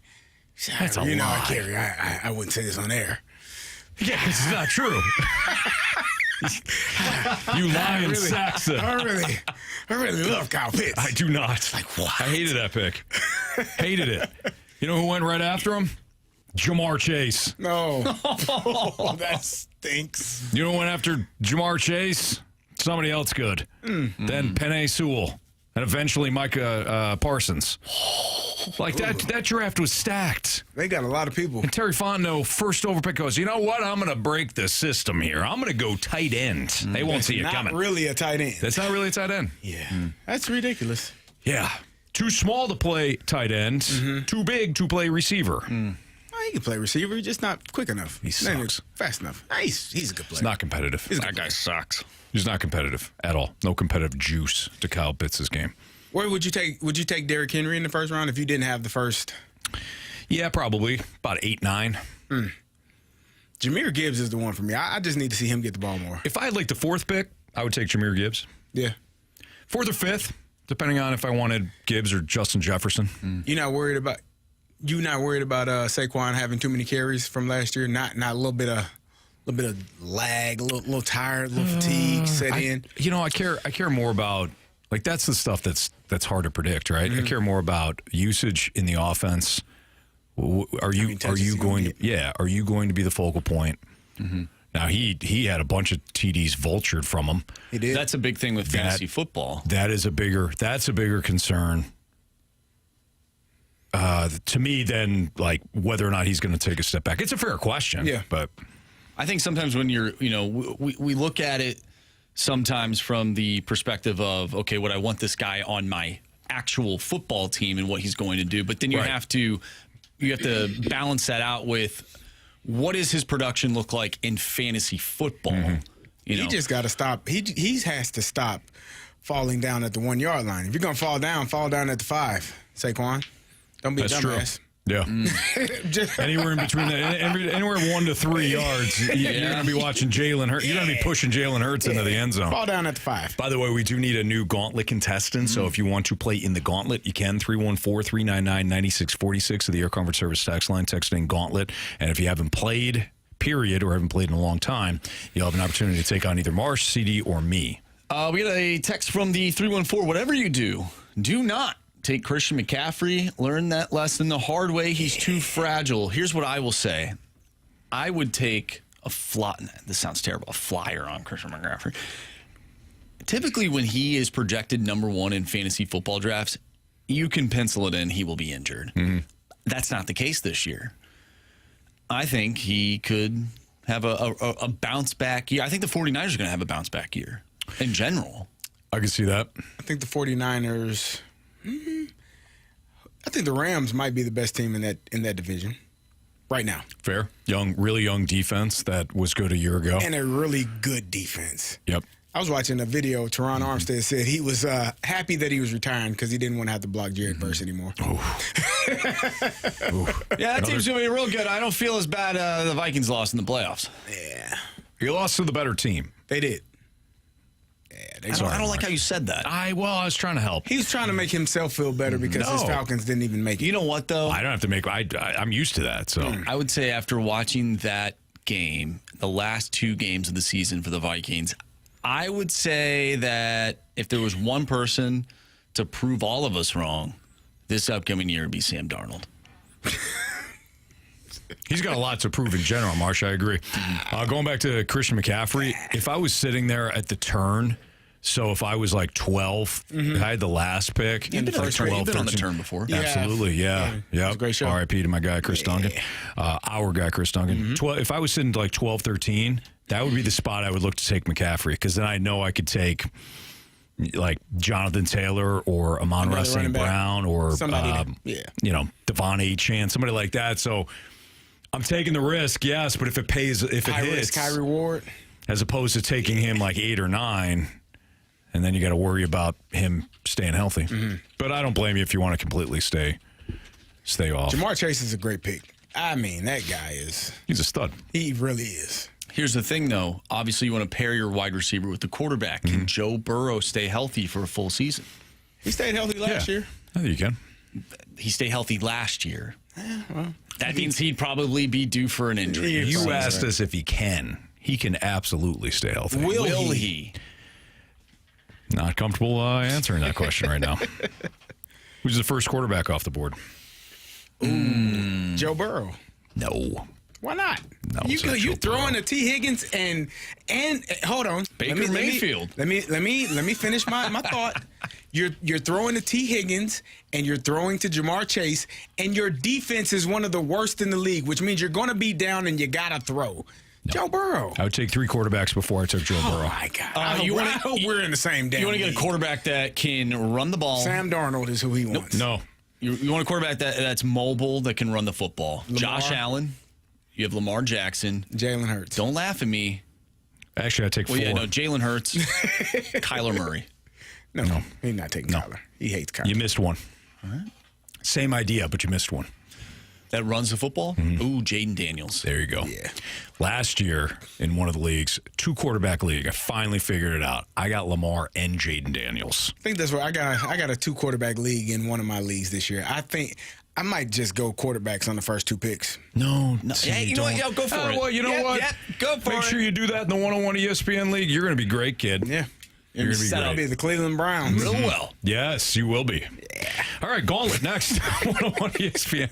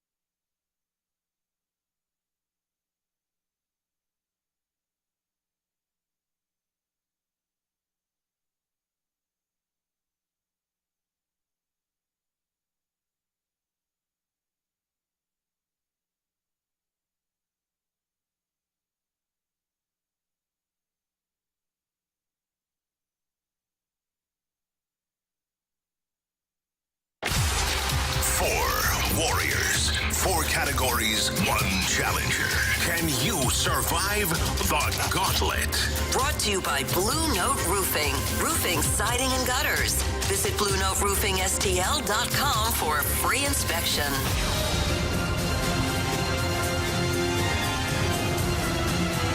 401, your time check is brought to you by Clarkson Jewelers, an officially licensed Rolex jeweler with Andrew Marsh and Carey Davis. I'm Anthony Stalter. Freedom Friday, and we got a newcomer onto the gauntlet. It's Darren. What's up, Darren? Hey, guys. How we doing? Doing pretty good, man. Are you safe out there? If you're driving, you find a good spot to pull over? You all right? Yeah, so I actually work in City Place right behind you guys. Oh, wow. And I'm on my way home now. So good man. It looks good, though. It looks good. Good. Well, Darren, welcome to the program. Appreciate you listening. And you have 3 of the 4 people available here. You got Marsh, you got Carey, you got me. Who would you like to take on? I think I'm going to have to go with Carey this time around. All right. Carey Davis. Good luck, Darren. Hey, good luck, Carey. All right, Carey, now you're shaking your head at that. Okay. All right. Let's go into the Cone of Silence. I think Grant Francis is in there right now. All right, Darren, go ahead and tell Marsh to spin that wheel. Spin that wheel, Marshy. What are we hoping for, Darren? Anything but hockey. Anything but hockey. Let's see if the wheel is being jerked today. Usually does. You were about a centimeter away from it being baseball. But you said you didn't want hockey, and the wheel knows it's hockey today. Oh, man. Get ready for a 0-1 score, I think. No, well, hey, as long as you got the 1, right? That's right. That's all that matters. All right, Darren, as you know, thank you, Marsh. You're going to get 4 hockey-related questions. Each one is worth 2 points unless you ask for the options. If you ask for the options, those questions become worth 1 point. Are you ready? Yeah, let's do it. All right, here we go. Question 1. Only 2 players have worn number 57 in Blues history. David Perron and which other player in 2015? Options, please. Maxim Lapierre, Marcel Gotch, or Olli Jokinen? Let's go with Olli Jokinen, please. Final answer. All right, question number 2. Which Florida Panther finished the playoffs with the best plus-minus rating, finishing a plus 19 this year's playoffs? Let's go Sam Bennett. Final answer. All right. Question 3, Darren. Name the only player to record multiple hat tricks in this past season's playoffs. Oh, jeez. Options, please.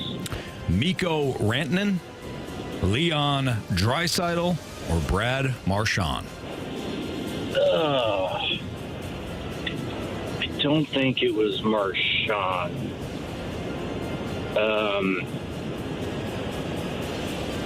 Let's go Mikko Rantanen, please. Final answer. Question number 4. How many games? Like sorry. Say that one more time. Whenever I said final answer, it sounded like I asked you guys final answer. Sorry. No, that's all right. We know it can be a little tough sometimes.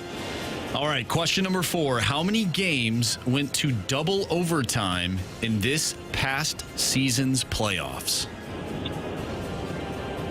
Options. Options are 4, 5, or 6. Oh, let's go 5. Final answer. All right. We're waving in CD right now. Darren, normally I ask you how you're feeling, but I can tell that maybe you don't feel great.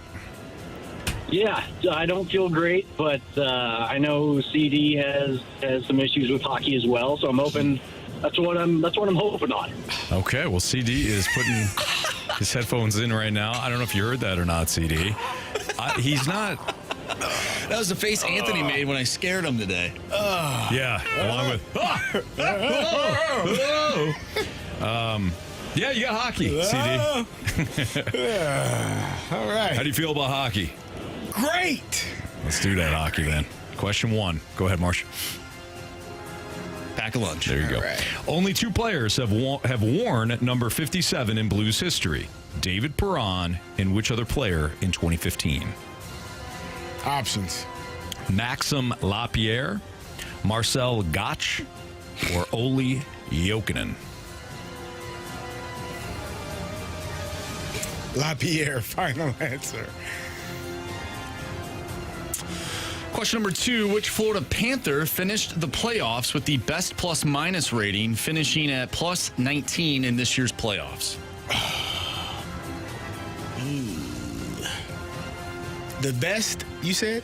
The best. Which Florida Panther finished the playoffs with the best plus-minus rating? Sam Bennett, final answer. All right, third question here, CD. Name the only player to record multiple hat tricks in this past season's playoffs. Multiple hat tricks? I say final answer. We would have had to take. I don't even want the options, damn it. Give me the options. Mikko Rantanen, Leon Draisaitl, or Brad Marchand? I don't think it was Draisaitl. He had a bunch of overtime goals. Mikko or Marchand? Did you say how many it was? Name the only player to record multiple hat tricks. So more than one. More than one, you say. Let's go Mikko Rantanen. Final answer. And question number 4. How many games went to double overtime in this past season's playoffs? Of all the games? No. 2 off the top of my head. Like 2, 3, 4, 4, 5, 6. Doubt that it was more than 6. 6 feels like it's a serious number, but that's way too serious. 2, 3, 4 range. Let's go 3. Final answer. All right. Let's go over these. Only 2 players have worn number 57 in Blues history. David Perron and which other player in 2015? Darren took the options. He went with Olli Jokinen. CD took the options. He went with Maxim Lapierre. Correct answer is... It is Marcel Gotch. Marcel Gotch on that one. 0-0. Which Florida Panther finished the playoffs with the best plus-minus rating, finishing a plus 19 in this year's playoffs? You both said Sam Bennett. Neither of you took the options. Sam Bennett, of course, great option. Correct answer is... Yeah, it's Anton Lundell. Anton Lundell. Was Sam Bennett an option? Oh, yeah. We know our hockey. We know our hockey, Carey. 0-0 thus far. Name the only player to record multiple hat tricks in this past season's playoffs. You both said Mikko Rantanen. Correct answer is... It's Mikko Rantanen. Nice job, guys. You both needed the options. 1-1 tie. He scored back-to-back hat tricks. Yes, he did. In this year's playoffs. Comes down to this, boys. Comes down to this. How many games went to double overtime in this past season's playoffs? Darren said 5. Ooh. CD said 3. If it's 3, CD wins by 2. If it's 5, Darren wins by 1. Darren. Walk it off. Neither of you were correct. Correct answer is 4 was the answer. 4, 5, and 6. Damn it. I wouldn't have said 5. I should have took the options. That's how it's going to work. We're going to ask you a tiebreaker question. Darren, you're going to hold off on your answer. We're going to wait for CD to write his down and show it to Marsh and I. Once he shows his answer to us, you're going to have to say yours. Closest to the pin wins. Marsh, you're on math duty. Of course. Darren, are you ready? I am ready. CD, are you ready? Gladiators, ready. Yeah. Here we go. Survivors ready. Go. That was pretty good, Jeff Probst there. Thank you. All right, closest to the pin tiebreaker question. Here we go. Bernie Federko is the Blues' all-time points leader. How many points did he have with the St. Louis Blues? How many points did Bernie Federko have with the St. Louis Blues? CD, we're pretty quick on this one. Let me see yours. Okay. CD has his answer. What is yours, Darren? I am going to go with... let's go 1,000. All right. Darren said 1,000. CD, you wrote down? 887. So you guys are both kind of in the same neighborhood of each other. But what is the answer? Darren. You have chosen wisely. Congratulations, Darren. You get the Freedom Friday victory, which means you get to party all weekend and then come back on Monday to take on either Marsh, Jamie, or myself. Congrats, ma'am. Thank you. Carey, that was for the University of Missouri. Oh man. M-I-Z. C-O-U. Oh, wow. All right, so Bernie Federko is the Blues' all-time points leader. How many points did he have with the St. Louis Blues? Carey wrote down 887. We heard Darren say 1,000. Correct answer is? 1,073. 1,073 is the correct answer, so Darren closest to the pin on that one. Darren, we'll call you on Monday. Nice job. Perfect. Thank you so much. And notice I didn't say anything about Mizzou until after I won. Yeah, that was smart. That was smart. You're a nice guy. You might want to avoid Marsh. I will do that for sure. All right. Good job. Have a great weekend. See you, Darren. Have a good one. Darren did not want hockey at all. The wheel said, I don't care that it's a Freedom Friday. You're going to get hockey. And then Darren predicted a 1-0 final. It was 1-1 with the tiebreaker. So Darren was pretty close. So 2-1, really. Yeah, that's true. 2-1 with the overtime point. Yep. All right, so Carey is going to head to the penalty box right behind him. Wow. On a Freedom Friday. That stinks. I spent so much time over there. That stinks. You're going to be fine, Carey. We got your back. Sick of losing. It's okay. It's okay. It is Freedom Friday. Keep those questions coming in. Keep those topic questions coming in. 314-399-9646. Air Comfort Service tax line. You can join the YouTube channel, our Snake Pit, as well. Oh, Carey didn't even do it. He's ticked off. Wow. Okay. Freedom Friday continues next with Carey in the penalty box here on 101 ESPN.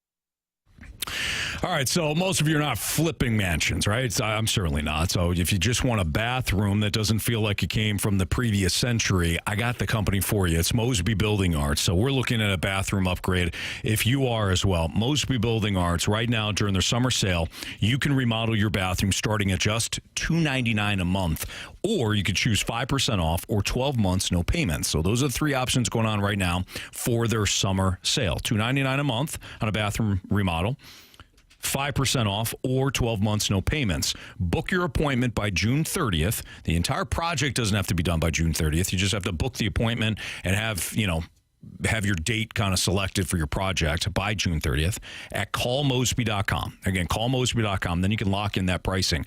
You don't have to put all the money up front. You can have your bathroom remodel, whether it's new tile, updated fixtures, finally ditching that kind of beige vanity or the carpet in the bathroom that you hate. Start small, feel big. Time to upgrade your space and your daily routine with Mosby Building Arts. Tell them Stalter sent you. Again, have that project started by June, or book your appointment by June 30th at callmosby.com. Lock in that pricing and go with the right remodeling company. You will not regret it. Mosby, hands down the best. They are the right remodeling company.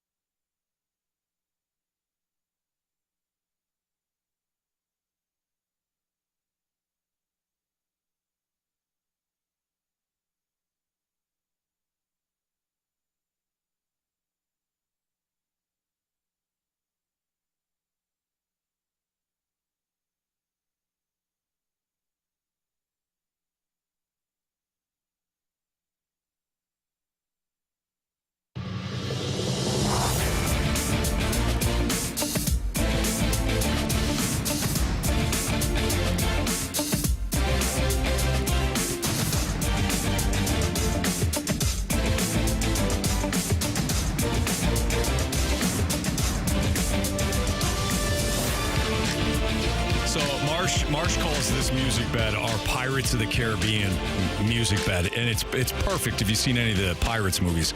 But going back to a previous Freedom Friday conversation that we had, somebody asked us our favorite movie series. Nobody brought up Pirates, even in like the honorable mention. The Pirates of the Caribbean series is pretty good. They were fun. Yeah. Sometimes a little confusing, but fun nonetheless. The mic works. Oh, no, I lied. Never mind. Well, the mic is fine. It's the inability to hear. I thought it was better, but then I realized it's not. It's not. It sounds echoey. Carey serving his time right now in the penalty box for losing to Darren, first timer. Just started doing a show over here. No, Carey, I am so bothered. It's very frustrating. You know what I love about you, Moso? You're competitive. I am. I hate to lose. I hate to lose. You hate losing more than you like winning. This is true. Yeah. Like, honestly, yep. I'm with you on that. Winning doesn't feel as good as how bad losing feels. Yep. Feels You're terrible. the worst Gauntlet player I've ever heard of. But you have heard of me. But you have heard of me. All right, Marsh, what's the latest Freedom Friday topic? All right, from the 618, do you guys agree? That's a good line. That's great. All right, do you guys agree with the sentiment that players should take less to stay with their current team as a PR play with the fans? I would think I'd be more worried about setting up myself and my family for the future. Thoughts? Well, you're reasonable and, you think things through. I'm not saying you should. It's interesting. I was thinking about this morning because I was thinking about, the idea of hometown discounts. Mm-hmm. But when it comes to, what works best for you as a free agent, Carey, I think you have to consider everything. Yeah. There could be if the Chicago White Sox offer you the most money, but you're going to be miserable for 8 years. Really, what's the point of that? Yeah. Maybe the Dodgers offer you less. Now, I would never play for them. But what if a great team, Anthony, you stop it. A great team. If the Dodgers called you today, your ass would be in Dodger blue and off of these airwaves. Mm-hmm. Playing second base or outfield, too. They probably play a bunch of different spots. Catcher. You'd be there. How much are we talking? Whatever number makes you, you tell me. Well, it would be a deferred payment. You'd get it later That's in true. life. Yeah, which might not work for me. You'd get something now, though. Okay. You get something now. You might get like $500K right now and defer the other 7 to 8 million. Anthony, if you really think about it, you could sign a big contract and not play. You could just be injured and be one of the other 20 pitchers on their roster that are injured. Mm. And if I'm playing catcher, I will get injured. There you go. Quickly. See? So, all right. Yeah. You stop that now. This one's for the 618. I would never be in Dodger blue. Mm. You said $500K up front? Yeah, up front. Okay. Nothing else matters but the Cardinals. Deferred That's right. $7.5 million for later. Yeah, definitely. Okay. Mm-hmm. As far as hometown discounts go, I think it depends on the player. I think it depends on your situation, where you are in your career, what aspirations you have, for the rest of your career. Are you trying to win a championship? Is the best option to win a championship with the current team you're on? And maybe you've been in the league for 8 or 9 years and you've made $100 million and there's no need for you to take more or exceed what you're making. Or if you're a guy that is on his first opportunity to really hit the payday and you have won a championship and you're looking to get paid, I mean, every case, it's a case-by-case scenario. I don't think nobody's going to go to a player and say, it'll be a great PR. It'll look good for our team if you take less. Right. Why would I do that? You should offer whatever a team is willing to pay you is what you're worth. Mm-hmm. So if you're being paid, and it depends on what sport it is, if you're hockey, somebody wants to offer you $10 million a year, and another team that you played for currently wants to offer you $8 million. It depends on who you are and where you are in your career. Yeah, and again, like if it's a horrible team offering you $2 million more a year, it might not be worth it. It's not, it might not be worth it. Especially if you have a family. If you have a family that your kids are going to school and they love the area, and your significant other loves the area, and like you're comfortable there, and you take $2 million less or $3 million less because that team is going to be competitive for the majority of your your contract, sign me up. And that's going either way. A team that you're with could offer you more, but you're not winning. You're not in a place where you're thriving both individually and as a family, and you want to move on, and a team is offering you, we can offer you $2 million less a year. But it's a better place. It's a better situation. It's a better opportunity. You're surrounded by better players. Yes. So I think every situation, is different depending on who you are and what you're trying to attain. Yeah, personally for me, like I'm picking, if I was in this situation, I'm picking the better situation and overall happiness over the money. Because if I'm not enjoying what I'm doing, if I go to work every day, because this is work, Carey, you've said playing professional sports is work. It's not like it's a job. Like you're putting in a lot of time, a lot of effort into that. It's a job. I want to be happy where I'm at. I don't want to show up to work every day miserable, because if I'm miserable throughout the day, sometimes that can leak into my personal life. Right. And then you go home and you're not a great husband. Maybe you're not a great father. Like there's more to it than I think than maybe a couple other $1 million. Sure. I'd take $1 million. Like that'd be great. Right. But for these playing the game and playing the game here, that's what I would do, because I personally would rather be in a situation where I am happy, I'm comfortable, my family's happy and comfortable. So that's personally what I would do. But some other people think differently. They want to get the most money because they want to set their family up for future success, because maybe they didn't come from a lot of money. I think it also depends on the sport. So if we're talking, because if you say $5 million, it depends on what sport you're playing. Like if you're playing hockey and somebody's offering you $10 million versus $5 million a year, sure, that's a huge difference. Absolutely. But if you're playing baseball or basketball, and it's the difference between $35 million or $40 million, I don't think that's that big of a difference. And that may sound crazy, but I think it also depends on the sport, because there is a number where people can get you to move, even if it's not the best scenario, it's not the best team, it's not the best organization, but damn it, they are offering me double what I would be making here. And I think you would be doing yourself a disservice and your family a disservice, turning down, double the amount of money if that is presented to you. I think I'd be doing myself and this band and our fans a disservice if we didn't add more cowbell. Do you ever just cowbell when that song comes on? Of course. I was doing it the other day. I was making food. I was making dinner, and the song was playing. I like listen to music while Rachel and I are making food, and I think I had these like tongs or something, and I don't know, it might have been a can. Of course, and I was you have to. Pop, pop. And she's like, "What are you doing?" I'm like, "We need more cowbell." Are you kidding me, Rachel? Put down the book and start with the cowbell. Now, Carey, your face. I have no clue. Oh, I worried about it. You gave me the fake. You gave me the complimentary laugh.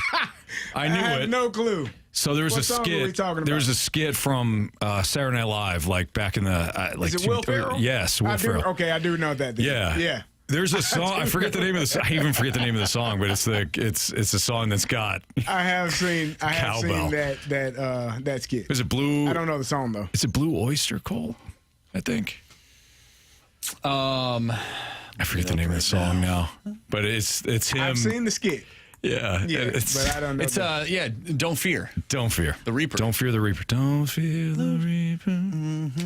Metallica by Blue Oyster Cult. No, by Blue Oyster Cult. Oh, that was my next guess.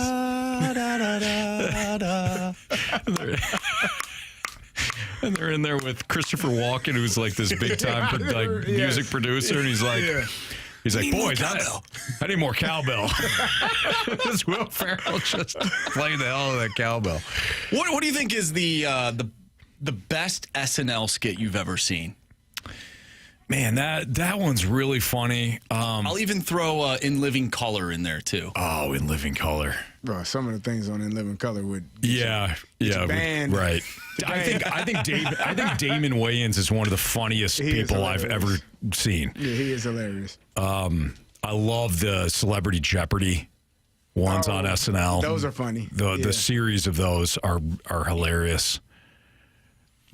I mean, is it oh gosh, is it Chris Farley? Oh well, when he's the motivational speaker, that one's incredible. Yeah, We're just throwing him. Dad, is that Bill Shakespeare over there? Did you see any of those? Where he's the motivational speaker? I have, but I don't recall. Okay. Living in a van down by the river. What was his name? Oh, it was Bill Foley. No. That sounds right, but Matt Foley, motivational speaker. Matt Foley, motivational speaker. CD's like, I'm done with this. Yeah, I don't know. Bill Foley, isn't that the Vegas owner? Probably. Or Thinking of Axel Foley. Axel Foley, yeah. Beverly Hills. Gator says Jim Carrey on In Living Color was the best. hilarious. Fire Marshal Bill. Yeah, Fire Marshal Bill. The Wayans. Do you ever see any of the interviews with the Wayans brothers or the Wayans children? Mm-hmm. They are always so complimentary of Jim Carrey. Yeah. Well, yeah, Keenan. They give Keenan's the oldest brother, and But Jim Carrey, like anytime anybody says about his start, he always credits Damon Wayans and the Wayans family. That was a hilarious show. Yeah, it was awesome. But also like a tight knit family too. Yeah. Like Damon Wayans would talk about how close knit that show was because they were all family, but they weren't a family that fought. Like no. Yeah, they all pulled for one another and made sure they all pulled the next one up to help them out. Absolutely. But they had to do it. They had to work in order. They didn't give each other anything. They worked in order to attain the success that they've had. Absolutely. Yeah. To this day, my favorite movie of theirs is White Chicks. That one's good.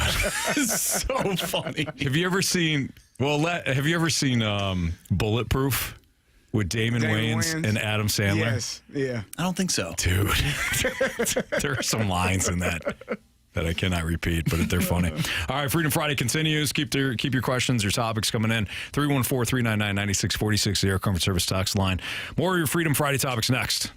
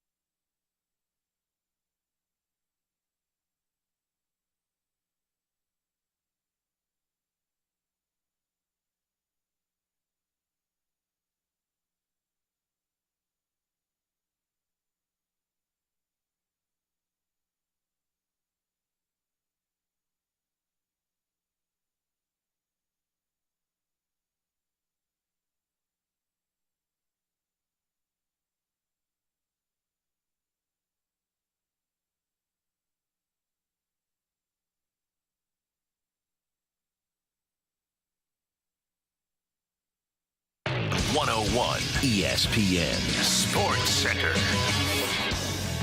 I'm Andrew Marsh. It's time for a Sports Center update driven by Johnny Londoff Chevrolet and Johnny Londoff Autoplex. The Cardinals take on the Cleveland Guardians tonight. You can watch that game on Apple TV+.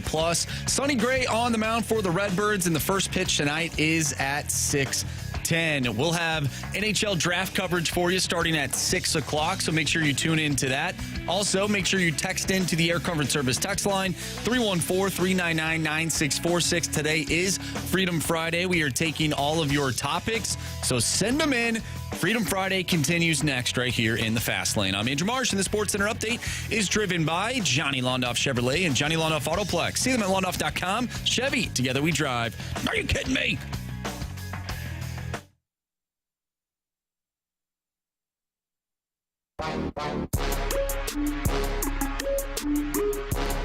With Carey Davis and Andrew Marsh, I'm Anthony Stalter. Freedom Friday continues here in the Fast Lane. It's already been a fun show, man. This one's moving fast, so please keep your topics coming in, and we'll be on until 6 o'clock. Marsh? All right, from the 563. Hey, guys, I know we're all talking about whether or not the Cardinals will buy or sell at the trade deadline, but does anyone agree with me that I doubt they do anything? Like, maybe they get a reliever at most. I still see them holding on to Helsley, Fetty, etc. Now, Marsh, did you read one of my text messages to the show group when you read that? No. Did you say something similar? Or was that you who texted in? I cannot agree with that texture more. So, Carey, you just sat down. They're asking, does anybody feel as though that the Cardinals won't do anything at the deadline? They'll just kind of stand back outside of maybe adding a reliever. Almost word for word, I have said that is what I think the Cardinals will do. Yesterday, remember I was talking about, it was either yesterday or the day before, where we got into the discussion about what we think the Cardinals, the front office will do. And based on the history of Mo at the deadline, it's likely they're going to be quiet. And if they're in a wild card spot, or they're only still a couple of games back of the Cubs, or have eventually tied them, my opinion doesn't change on this. This has always been a risk-averse president or GM with Mo, especially at the deadline. You get into the offseason, Paul Goldschmidt, that trade came in the offseason. Mm-hmm. The Nolan Arenado trade came in the offseason. The Marcell Ozuna trade came in the offseason. You have to go back to the Matt Holliday. Well, no, Matt Holliday was an offseason trade as well.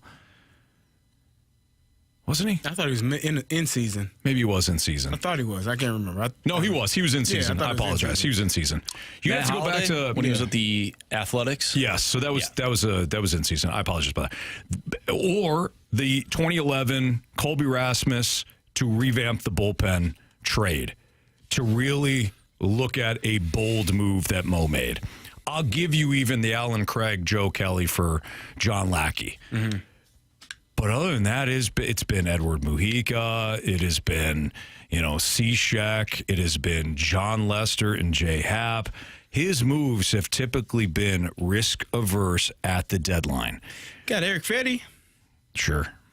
And Tommy Pham. You remember that slam, don't you? I do. That was amazing. All it cost you was Tommy Edman. So, well, don't look at it that way.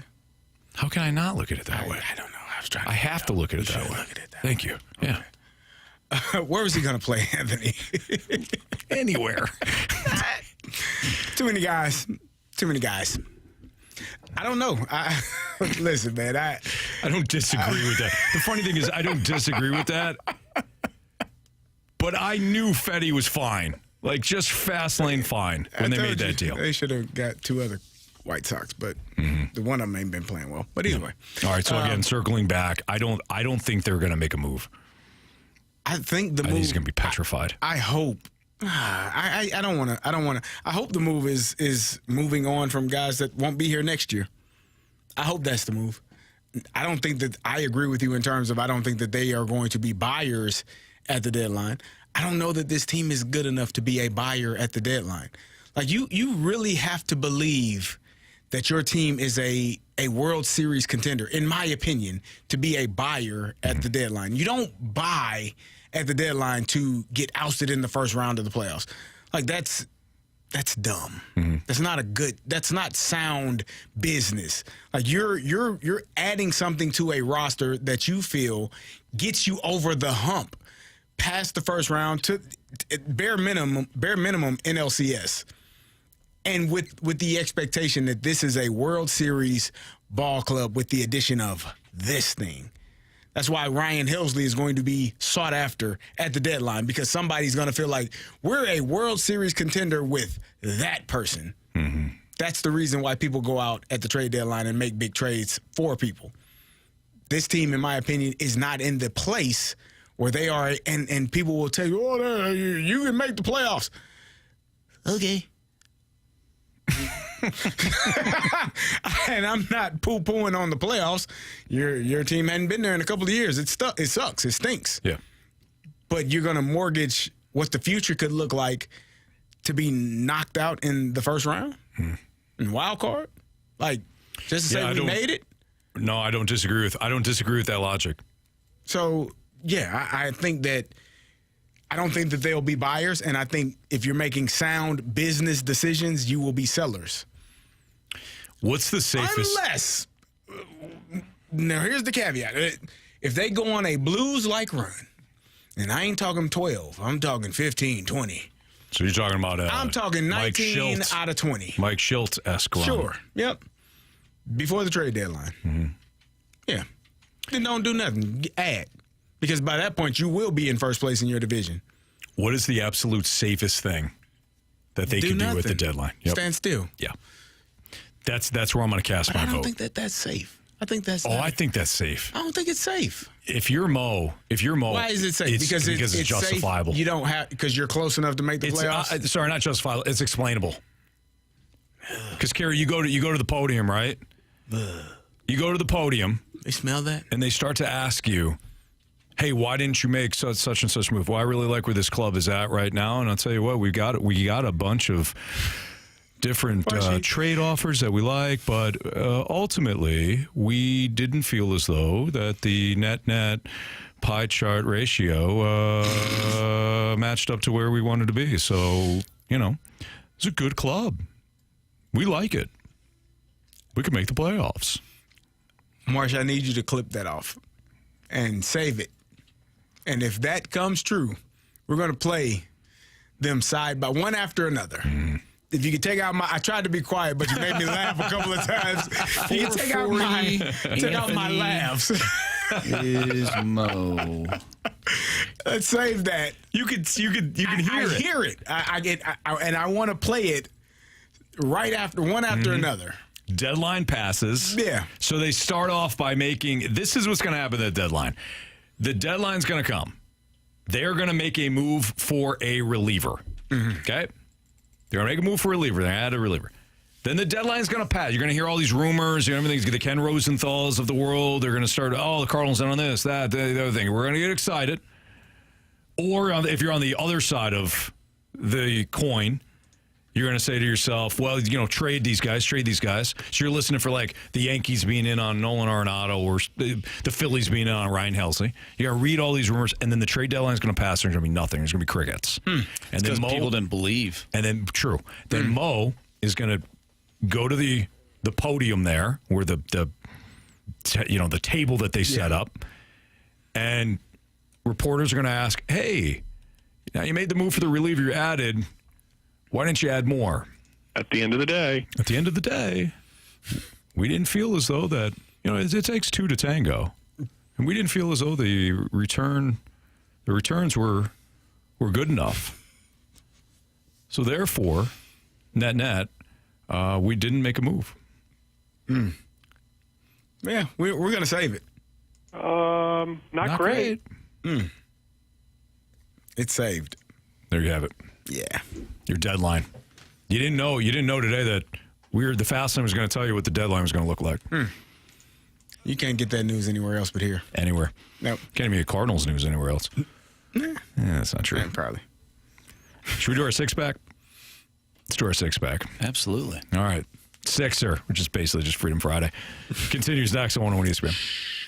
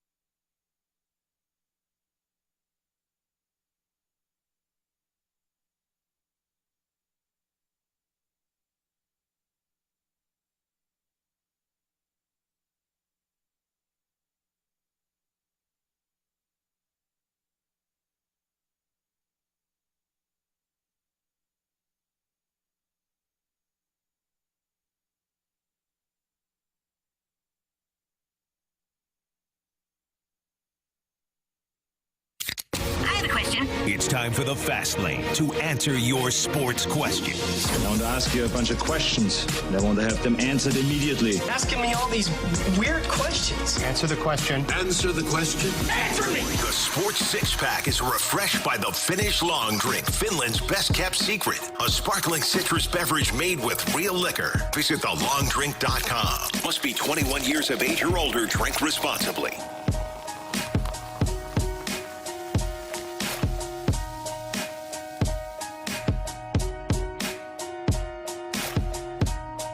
All right, let's do a Freedom Friday version of the Sports Six-Pack. Fire away, Marsh. Question number one. All right, we'll start off with the 801. Do you guys think Noah Dobson will get the John Tavares treatment every time he goes back to Long Island? Ooh. Yeah, maybe. I don't know, though, because John Tavares was a more popular player. Well, he also didn't sign with them. Yeah. That's Dobson got traded. Yeah, did he want? I mean, did he want to be traded? Sounds like the Islanders wanted to trade him. Yeah, that's true. So like, no. Yeah, 100% no. You don't have any real say in if you're being traded or where you go. Yeah. They're mad at me for it. Be mad at that guy. He traded me. Traded me. What are you yelling at me for? Yeah, Tavares was like, "Oh, I love the Maple Leafs. I was in my Maple Leaf pajamas when I was growing up, and I never wanted to be here. I wanted to be there." Yeah, no. It's no for me, dog. Mm-hmm. Question number 2. From a 618, what show on Radio Row would you swap with at Hubbard? So if you had to go to a different show, which one would you choose? And I guess what role would you have? In Hubbard? Yeah. Here. Yeah. Oh, yeah. We go to the Riz show. Yeah. What? We should do that. All right, Kevin Durant. We should swap out like the entire show for like a day. That would be funny. That would be interesting. Riz, we get up and do their show. They come do our show in the evening. That might be. That would be fun. I was gonna say a week, but one day would probably be. Yeah, one day would suffice. Yeah. Riz is such a control freak. I don't think he could not. You don't think he could do it? Yeah. He could do it. I mean, they could all. That'd be fun. Like one day. If we swapped. Yeah. I think that would be pretty cool. Maybe one of them stays, which would be Riz, but then all of us would be on the panel. Mm-hmm. And then there would be another Anthony day. Got to stay here. Then he misses out on the fun. Yeah, who has to stay from us? So one of us got to stay Probably here. me to run the board. Yeah, it'd have to be Marsh and put the show together. Yeah. And you should put just all types of topics. Did you ever learn to do sports? Like when on their show? That's pretty funny. She does a good job with that. Rafe knows his stuff. He does. We should. And Moon's a big St. Louis sports fan. He is. So, yeah. Be good. We had to. Moon does the soccer podcast. Yeah. Some people are saying we should do it on Halloween. Others are saying April Fool's Day. April Fool's Day would make a. Just not tell anybody. Just show up. Yeah. You just do it. Wow. Waterboy says the point people would be like, why are the segments actually on time? That's funny. We had Carey, you weren't with us yet, but we had a punishment where we had to do their show and ours. Oh, so really? We woke up, did the entire Riz show. Are you serious? Yep. And then still did the fast lane. 8 hours. We're dragging. How many days? Just once. Oh, my goodness. It was one morning. Can't remember if it was a Friday. I think it was a Friday. Or maybe it was a Monday. Oh. I don't know. Preferably a Friday. Because Monday would have been. Well, I don't know which one is worse. At least Monday is the first day. But Friday, you can go home and crash. Decompress for a couple of days. Yeah, it was a lot. It was a lot of radio. Ooh. All right, continue, Marshy. Question number 3. This one comes from the 314. Is Tommy Edman an all-star if he was still a Cardinal? What position is he playing? Second base. Probably not. Mm-mm.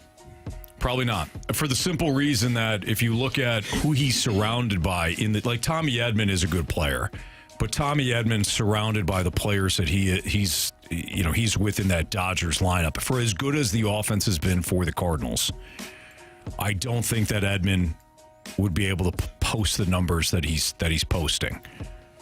Edman's a really good player, but there is some Luke Voigt effect here, where Luke Voigt goes to the Yankees and they position him between Stanton and Judge, and pitchers are like, okay, let me avoid Judge and Stanton and attack Voigt. And Voigt had himself a pretty good season for the Yankees. He didn't win an LCS MVP, though. No, he didn't. I'm saying Edman is a much better player. Well, I'm wondering if Tommy Edman, that idea. If Tommy Edman's even in the consideration if he doesn't have the postseason that he had last year with the Dodgers. I think that catapulted him into LA stardom. LA lore. Yes. Yeah. The lore of the LA Dodgers. You guys got a problem with Well, like the fact that Brendan Donovan is not in the top 2 that's is what I was gonna ridiculous. ask. Do you guys have a problem with more former Cardinals being in the finalists than any current Cardinals? Depends on who the former Cardinals are. Paul Goldschmidt. No. No. Tommy Edman. Yes. I do have a problem with Carson that. Kelly. No. You don't want to catch her? I think we talked Well, about no, this you earlier. got Goldschmidt for him, so you do that trade any day of the week. Mm-hmm. Yeah. Well. I think what bothered me about the Tommy Edman trade is that you got Eric Fetty. Yeah. Why? Because Eric Fetty's he's fine. the number 2. Well, he's their number 2. Our number 2. The hell? What are you doing? He's not playing for the Dodgers. No, he's playing for the Cardinals, the St. Louis Cardinals. Why are the you saying Redbirds. our CD? You sick son of a. I'm a Cardinal fan. The only number 2 that I saw today was that outing the other night. That's what that was a number 2. Yeah. Number 2, all the way, no toilet paper. And there were some people that tried to. Pandemic. That was a pandemic number 2. Start. Yep. And there's some people that are like, oh, this is a brilliant trade. No CD shower either. Look at Fetty's numbers this Tommy season. Edman was hurt. You didn't know when he was coming back. You said he was done for the year based on the Cardinals, how they handle their business. So, in actuality, it was a great trade. Wink, wink. Okay. I just wish they got a better pitcher in the deal. I guess that's all I'm saying. You know? Like Garrett Crochet? Yeah. Well, they had Tommy Edman, or no, Tommy Pham for I don't know, a couple weeks. Till he said, me that. I'll tell you what, though, out of here too. he hit that grand slam, got me 10 points. That was why they made the trade. Help me in the home run derby game. I could use that. Did you win? I don't think so. I don't think you Actually, did. I might have. I don't know. How do you not win when you get 10 points? I mean, that's... Well, I mean, right now I have 3. If I got a 10-pointer tonight, that put me in second place. Tied. Good point. It's straight math. Did I win or no? I You can't won the goal remember. game. I won the goal. Yeah, I won the light. You the definitely won the light the lamp. Actually, I think I may have won the home run derby I think you did. Yeah. I think I did. Okay. Yeah. Probably because of Tommy Pham. Probably because of that move. Yep. Mm-hmm. Question number 4. From the 636, hey guys, what is a guilty pleasure of yours? Oh.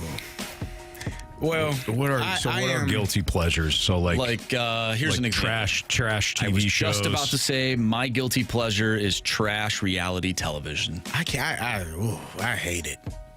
I do too. Like, I can't stand all the people that are on the shows that I watch. Mm-hmm. I think there's some of the worst people out there. Yeah, but but for you can't whatever stop reason, I can't stop watching. It's too entertaining. I don't think any TV shows are. I mean, I'm not supposed to eat ice cream, but I do love it. Those around me, they don't. This sign is dangerous and inconvenient, but I do love Fig Newtons. Man, I don't know I don't really watch trashy reality TV shows anymore. I back in the day I may have. Little Vanderpump Rules. Yeah. Where you're like, why am I watching this? But Exactly. man, this is fun. Jersey Shore. 314 brings up Jersey Shore. So would you consider guilty pleasures like even scrolling through like Instagram funny videos and stuff? I was watching a video. That's what I was laughing about earlier. There's some weird things and funny things on Twitter and Instagram. Yeah. Sometimes you find a video, you're like, these are creative people. I will laugh out loud. Yeah. I guess that'd be my only guilty pleasure. Doom scrolling on the Instacart. And then, of course, you get those videos, too, where it's like the dads are saving people. You're like, who's cutting onions around here? They're saving the kids. Yeah. Mine are like when a soldier comes home and the person doesn't know it. That's instant. That's instant onions for me, man. They're standing there. You can see it. But the kid doesn't see the mom or dad. Yeah. Standing there in their military uniform. Why'd you do that to me? I have another one, too. Kind of That like is yours. One that kind of gets me emotional. It's America's Got Talent Golden Buzzard videos. You ever see those? No.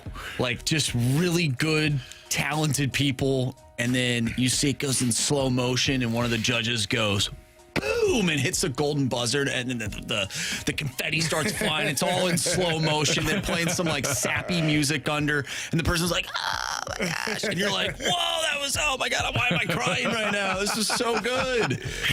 That's, I guess, a guilty pleasure of mine. I'll watch those videos from time to time. There was a video that I saw the other day where the dad was giving the kid thought his dad forgot his birthday. Oh, the baseball bat. One. That one's been circulating around for years. That kid's probably in high school. It probably is. But he's like, come on, man. Yeah. It's like, I didn't forget your birthday. Kid's crying. Yeah, they get home run, and then the kid did, right, or they set it up that way.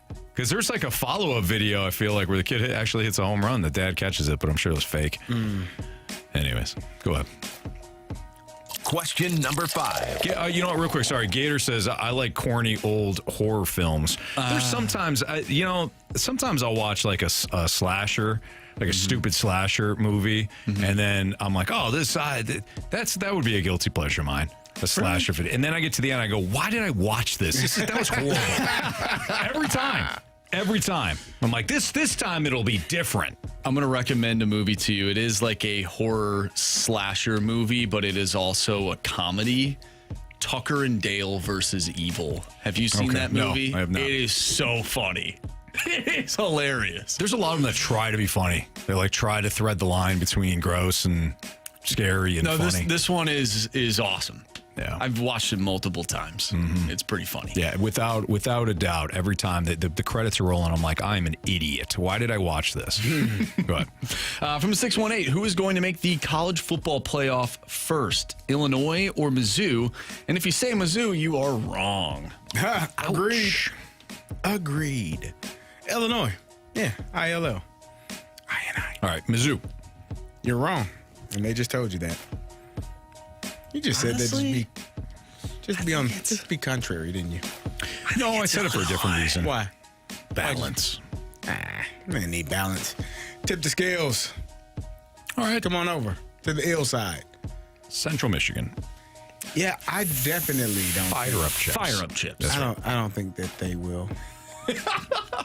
Nothing against them. There are multiple people texting in right now saying that Tucker and Dale versus Evil is a great movie. You need to watch it. Check it out. Hilarious. I'll check it out. It is so funny.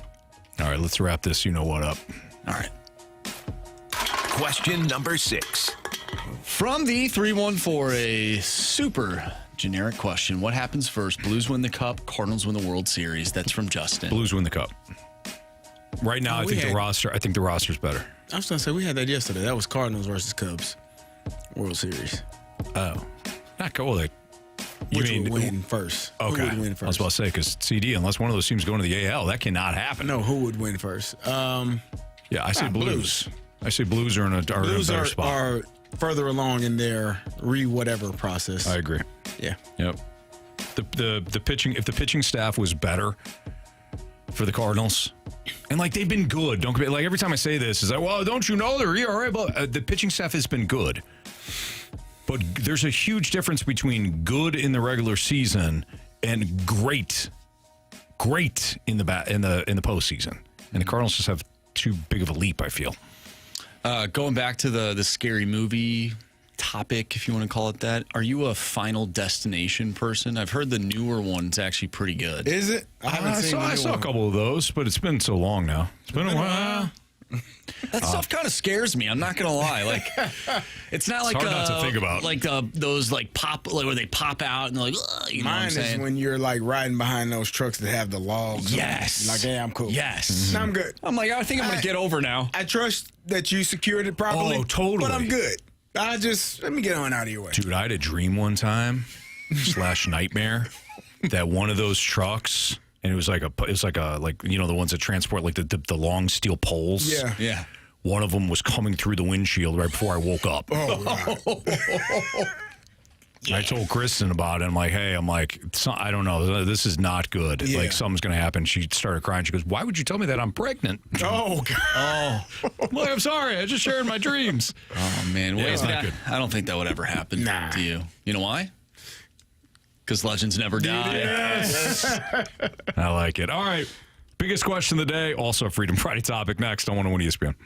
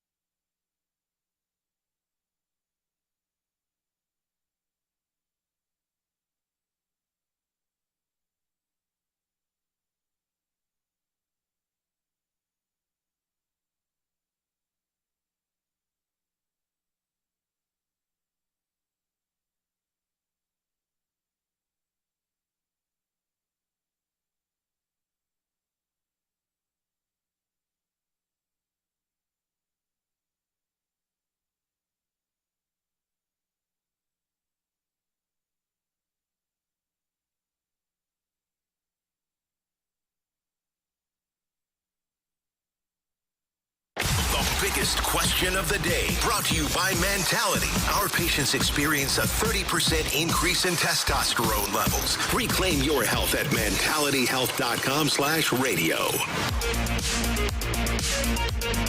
505, your time check is brought to you by Clarkson Jewelers, an officially licensed Rolex jeweler. Still a little time to get in your Freedom Friday topics. Keep them coming in to the Air Comfort Service text line, 314-399-9646. So our biggest question of the day is at 5 o'clock now.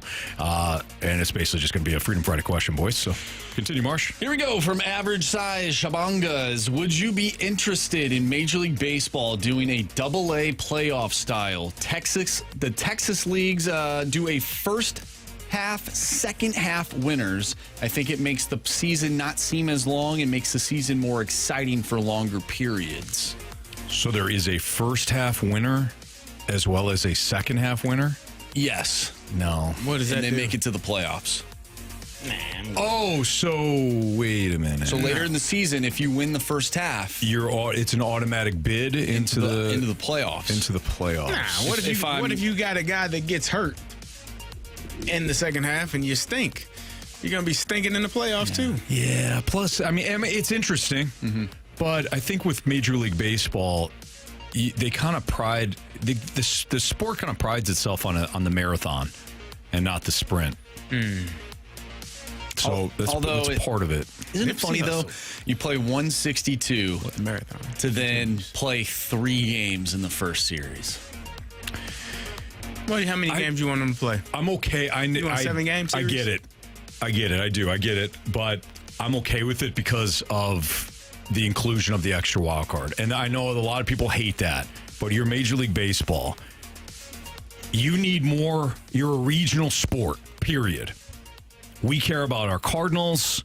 We're probably not tuning in to West Coast games after the Cardinals game, right? Anybody else watching, Padres games after Cardinals games? Actually, I watched them play the Dodgers. How many times? They just played recently. How many games? Oh, you mean in the play? I'm talking in the playoffs. I'm talking about regular season. Oh, well, if it's on Apple TV or one of the other. No, I'll take that as you're not watching it. Nah, it's a regional sport. We like our teams. I mean, if you have the MLB TV package, maybe you're watching one. You're watching a couple more games a year than the normal fan. But the normal fan is watching their favorite team. Yeah, most fans watch their favorite team. Like I got the NBA package. I watch only Warrior games. I don't watch any other team, and I can watch every game in the association. Bingo. But I only watch Golden State. So, when it comes to the extra wild card team, that is the way to get more eyeballs on the TV, on your product. It's not widening the bases and trying to shorten the games or highlighting certain, marketing certain players. So more teams in the playoffs is what you're saying. Correct. Do you know why? Because my favorite team is still in it in September, even if it's a fringe wild card team. My eyes are glued to the screen. That creates a bigger impact. So the trade-off is you get a shorter series in the first round because you have more playoff games. And I'm sorry, more playoff games is never bad. Unless it gets, unless every team makes a playoff switch. Would you be in favor of making the season 140 games to then have basically like an NHL, NBA style playoff where you get 8 teams in each league, American and national? I don't think they'll ever do that. Yeah, I don't know about that, but I do like shortening the season so it's not running into football. I think baseball should be done by the time college football hits. September? If they can. No, I like that. Means you do have to shorten the season. Okay, well, fine then. We'll get into October just so we can have October baseball so we just feel good about ourselves. But October's the best month for sports. I think I said that, and he he cried about it. He rebuked that. He told me. Cried about? What do you mean I cried about it? He told me that it was ridiculous for me to say that because he said, Black Friday is the best day for the best weekend in sports. All of sports. And I said, Anthony, what about this? I didn't give a damn about that. Yeah, but you brought up something else. You didn't bring up October. You brought up like February or something like that. No, it's October.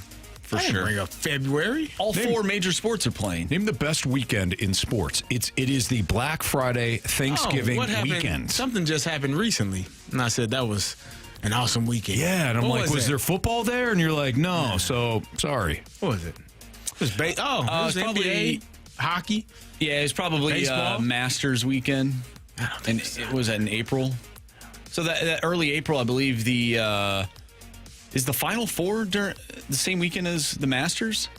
It might be. So then you also have, I don't believe that the NHL and NBA are in the playoffs just yet, but very compelling down the stretch regardless. Tim Zaylor says, why do people always want to shorten the season? There's no way owners would do that because they would lose revenue. Tim, you're right, but that's 2 different conversations. I agree. They're never going to do it. But why do people want to shorten the seasons? For me, I think the season's too long. I don't think to hang in there. The more games you have, the less the urgency is to watch your product every night. I don't think baseball will ever shorten their season because it's about records.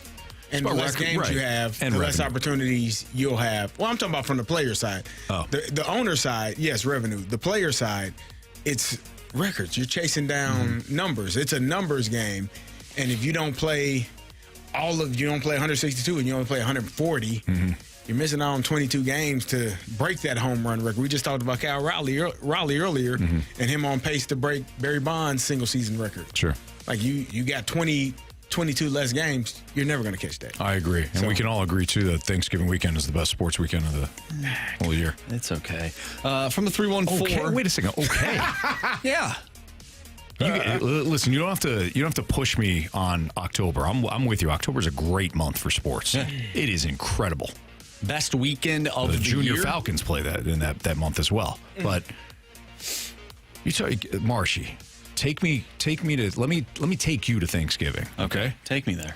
You got 3 NFL games on a day in which you can feast on great food with great people, knowing that you have the next day off. You have 4 days. Okay, that's pretty good. You get the Egg Bowl that night as well. Okay. But on Friday, you wake up, and now you're hit with some of the more compelling college football games, which then spill into Saturday. And now the NFL gives you a little sprinkle as well.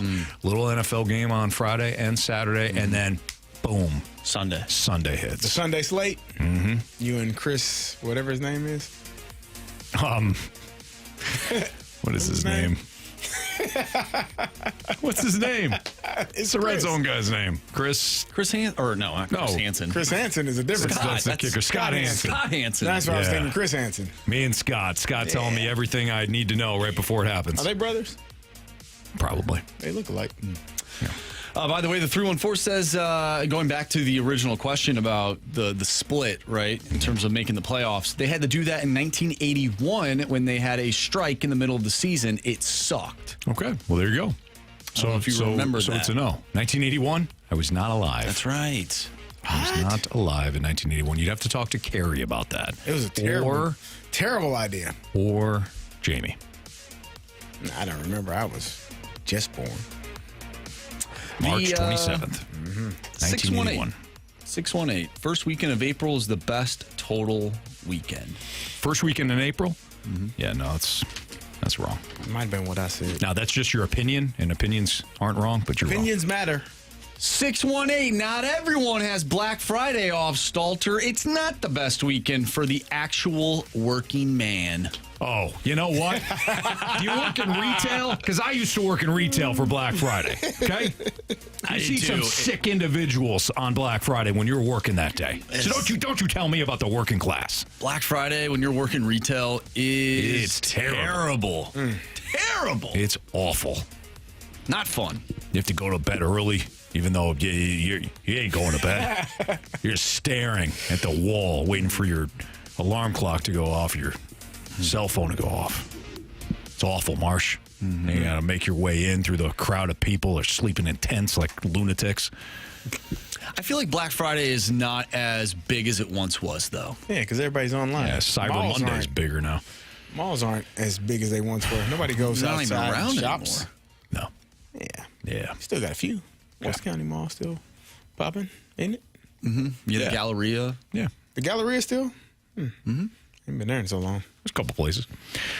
All right, so Thanksgiving, best weekend in sports. It's the Fast Lane on 101 ESPN. Freedom Friday continues next.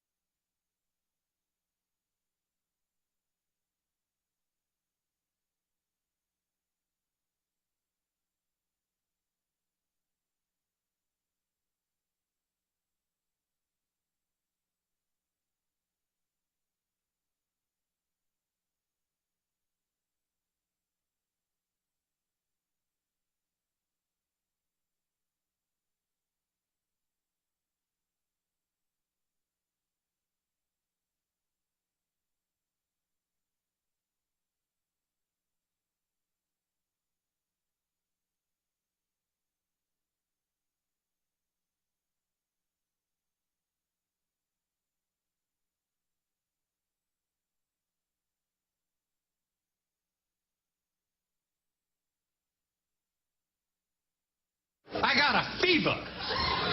And the only prescription is more cowbell.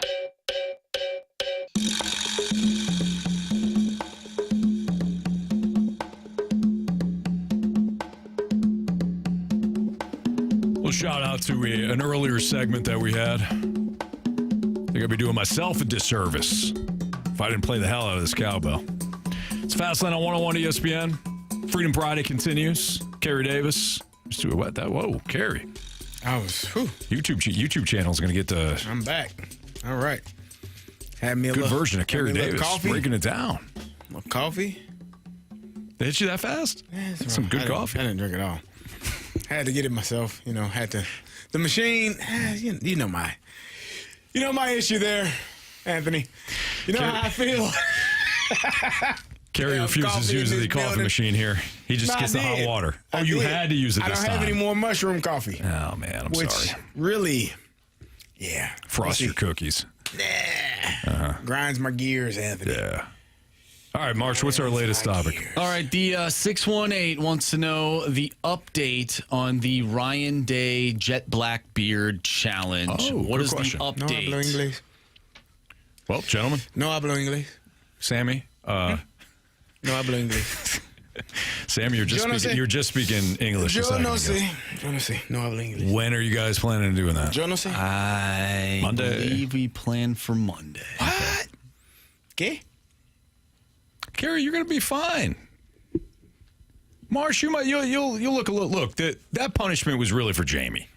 No question. That one was going to be. That one was going to be great. I would look a little weird because I do have the gray. Carey, you might, look, it's going to be, you're going to look younger, okay? Marshy, you're going to be a little off with the brown hair, but have to wear a hat, Jamie, which I do every day. That one was for Jamie. It would have been awesome. It would have been incredible. I told you, okay. But would he have done it? Oh, you damn right he would have done it. He'd have got held down and just for men. If we got to do it, hey, what are you saying? Whoa. What are you saying? People don't do their bets around here? Oh, no, they do. Yeah. Oh, because if they don't, then count me in. Yeah. I play follow the leader, I'm the new guy here. I'm just saying because Jamie's got the Synergy Hockey camps going on. What does that have to do with dyeing the beard? He's got to look professional. That's really all. But he would have done it afterwards. When? Once his camp's wrapped up. So what, August? No, Blues hockey starts then. He's on TV. So then next year. Yeah. Ah, okay. Well, that's when we'll get started on it. Marshy, you hear that? Probably same day he do the Waffle House challenge. Oh, he doesn't do. Yes, he does. Oh, yeah. Sure? Yeah. He ate a whole bunch of waffles one day. Really? Yep. You saw it? Nope. Just he just told you? I knew. Interesting. Right. What's next? So Monday, guys? You got to do a Monday? I think Monday's the day. All right. Okay, good. It's a shorter week, Carey. We're only working for 4 days. Out of town on Friday. True. Good. Thursday. Yeah, we're all You'll be off. looking good, man. Nah. You'll be looking real good. Here's Where you the problem. going? Carey, Chicago. There you go. Nah. Carey, I don't know if you're shaving your beard. Nah. I will shave my beard the second I get off work on Thursday. Oh, so you're going to put the Just for Men in, and then you're going to shave it right off, 3 days later? Is that what you're going to do? 4 days later. 4 days later? But what if it's like it just stains your skin? I don't think it will. Okay. Just good looking out for you. I got some other stuff I can use that gives me the color. You could go back and put a touch of gray in that beard then. Clearly, Marsh has been looking at the options. Way too much. For just for men. All right, so Monday's the day for the Ryan Day punishment to be served. You guys are going to be great. And so is this next Freedom Friday topic. Which you had from the Snake Pit. Oh, yeah, Tanisha asked, let me see if I can find this. Tanisha from the Snake. Who is your all-time celebrity crush? All-time. So when Carey Davis said, I don't know, 16, 17. I mean, it's still the same to this day. Ooh, okay. Can I guess? You want some help? Yeah. She's a singer. So to this day, you're still you're all about it. Yeah, still right now. Beyonce. Nope. Because she would have been in we were about Destiny the same Child, age. right? I actually met Beyonce and Destiny Child. We went skating. What? Wait, why are you just bringing this up now? I said, oh, you know, I went skating with Beyonce. Like, no. I thought maybe you'd bring it up when he was bringing up how he doesn't like your music. Oh, well, yeah. I'm sorry. They had a show at U of I some years ago when we were in college, and they were hanging out with some of the girls on the basketball team, and they were like, hey, where's some? So some of the girls called us, hey, they want to hang out. So we went to the skating rink. I skated with Michelle. I know who it is. And you skated with Michelle. Mm-hmm. You had a lovely time. Yeah, we were trying to continue to party. Okay, good. Yeah, it was cool. It was a nice time. Yeah. That's met awesome. Beyonce, met Kelly. Really? Yeah, hung out. Yeah, we were there for a couple hours, hung out. Good times. I'm a little mad that this story hasn't come up. Wait a second. I don't know. Did you guys go out to eat afterwards? No, we didn't. We just they went back to their hotel room. We went back to our apartments, and that was the end of the night. Yeah. Can I guess who it is? Sure. Is it Alicia Keys? That's a good guess. That is a good guess. That's a damn good guess. No. Okay. Singer. Still alive. Yeah. Still doing it for performing. CD. She was just still here. performing. Just here. She was just here. I went to see her in concert. We have some mentions on the text line from the 314. Is it Mariah Carey? Nope. She wasn't just here. She was just here? I feel like you... Yeah, she was just here. I feel like you told me about this concert, I did. too. I did. Took my girl and everything. She knows. She even wrote it in her post. She said, we went to see Carey Such Fresh. and such. Oh, who was it? Waterboy says SZA. SZA was not around in the 90s. No, she was not. And Mary J. Blige? there you go. Yeah. Mary J. Blige. Okay. Mary J. Got it. So you guys went to the concert. You and your girlfriend went to the concert. Yeah. And you just had to admit, you're like, hey, listen. I told her before we went. Yeah. Yeah. This is mine. We lost a game when I was coaching one time a few years ago, and Mary J. had posted a picture on her Instagram, and my mom said she screenshotted and sent it to me. She said, hope you feel better. That's incredible. I said, well, you know what? Kind of do. Didn't help with the loss, but yeah. Yeah. That's hilarious. Yeah. Mine is an adolescent was Jennifer Love Hewitt. You know, she'd be... Definitely didn't hear you say as an adolescent. Yeah, that's what I'm saying. Yeah, but you go back. No, I know. Yeah. I didn't. I just wanted to make sure that that's what you said. As an adolescent. Yes, Yeah. as an adolescent. Yeah. When you're having, like...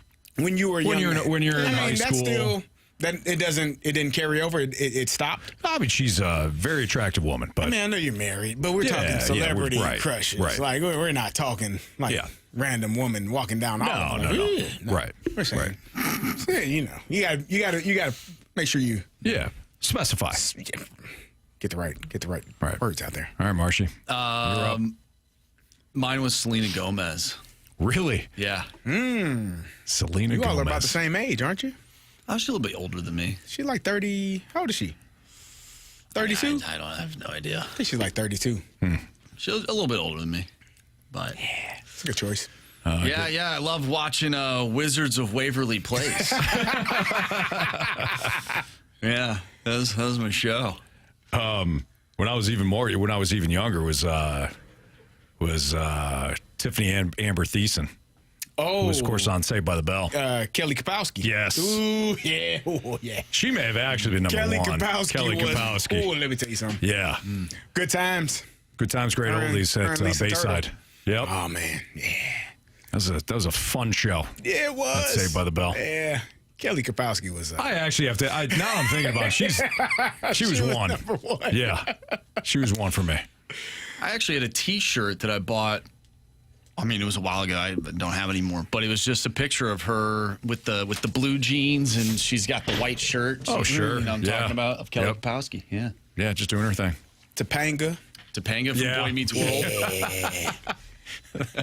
That's really funny. I feel like if you're around that age, if you're around Carey my age, like that's the That's the group right there.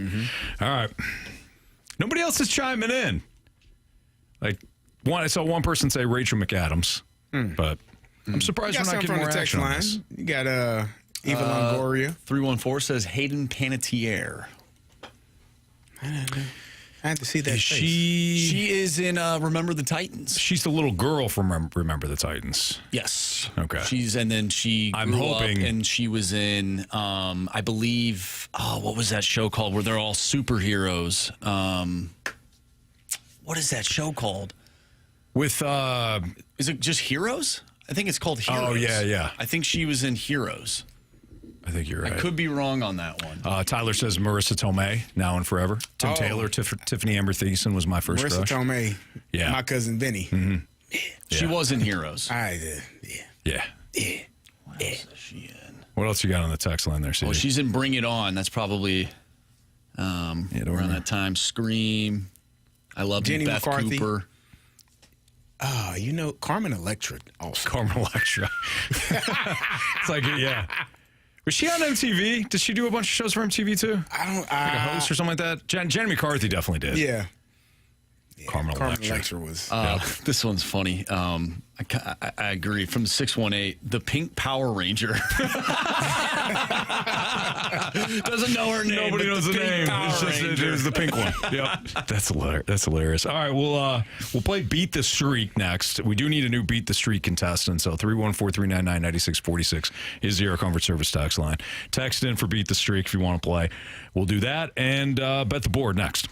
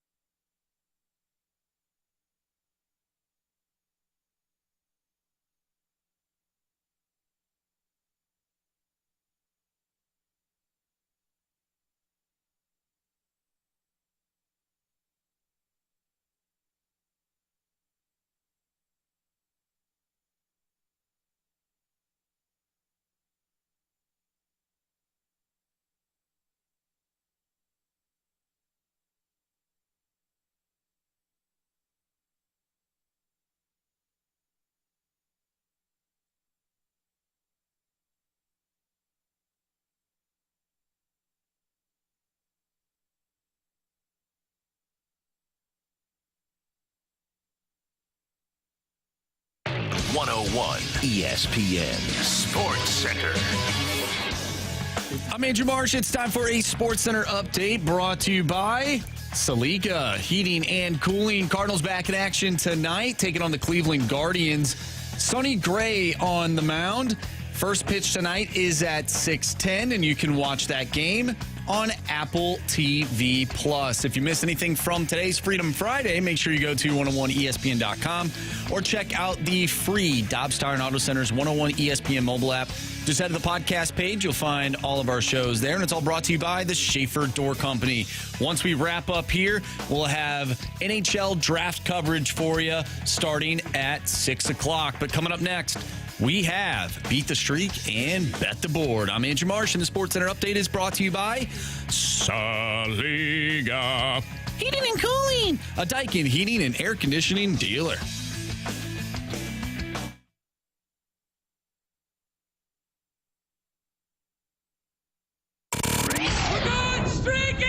I want to hit baseballs. All of my successes depend on me. You're ready to hit. The hits just keep on coming.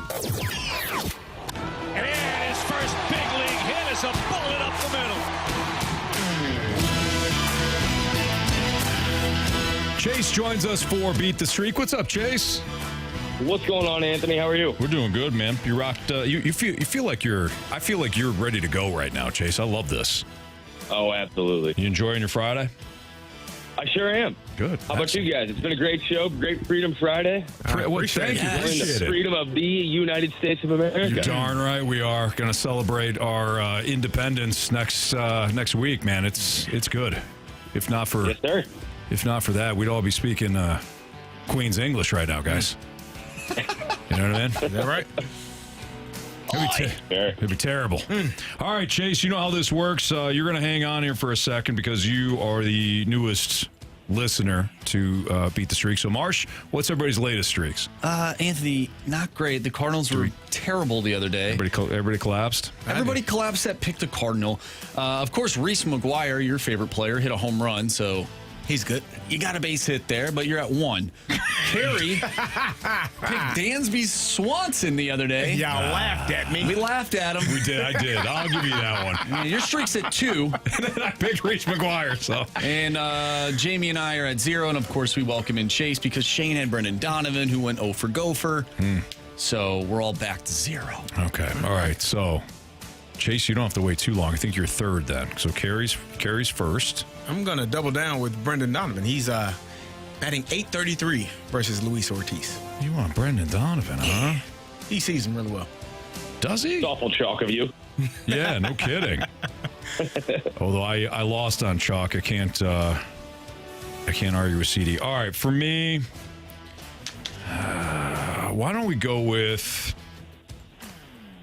Speaking of chalk, give me Burleson. Why Marshall chuckle like that? I don't know. He didn't like it. Chase, what do you got? Last time he picked him, he didn't get a hit. Yeah, he owes me. So I was looking. I had 2 different guys in mind, and I'm gonna since Carey picked the Cardinal, I think I'm gonna go ahead and go with Stephen Kwan. Oh, okay. So what Chase said was, if Carey's gonna avoid the Guardians, I'll take him. All right. So Stephen Kwan off the board. Marsh. All right. I'm trying to decide where I want to go here, and I'm going to pick a Cardinal. A former Cardinal. Give me Lane Thomas. Lane Night Train Thomas. All right. Now, Jamie did not send us one, so why don't we go with... Just going to spin the old dial in my head here. Why don't we go with Pedro Paez for Jamie? Sure. Okay. I don't think that's a terrible pick. I don't either. All right, so CD took Donovan, I took Burleson. Our guy Chase took Stephen Kwan. Marsh just took Lane Thomas, and Jamie Rivers took Pedro Paez. Chase, have yourself a great weekend. We hope to talk to you again Monday. You too. Real quick, just want to put my thoughts and prayers out there to Ron Washington and his family. They just announced he is not going to be coming back for the rest of the year. So I don't know what he's dealing with, but thoughts and prayers for Ron Washington. Yeah, well said there, Chase. Yeah, definitely. Thank you. All right, well, gentlemen, have a great weekend. I'll talk to you Monday. All right, sounds good. Thank you. I had not read that. Have you guys? I hadn't seen that. About Ron Washington? Yeah, Angels Washington missed for minute of the season. Medical leave, according to ESPN's Eldon Gonzalez. So that's that's unfortunate. And all it says is medical issue. So, yeah, our thoughts go out to Ron Washington and his family. Well done, Chase. All right, time for Bet the Board.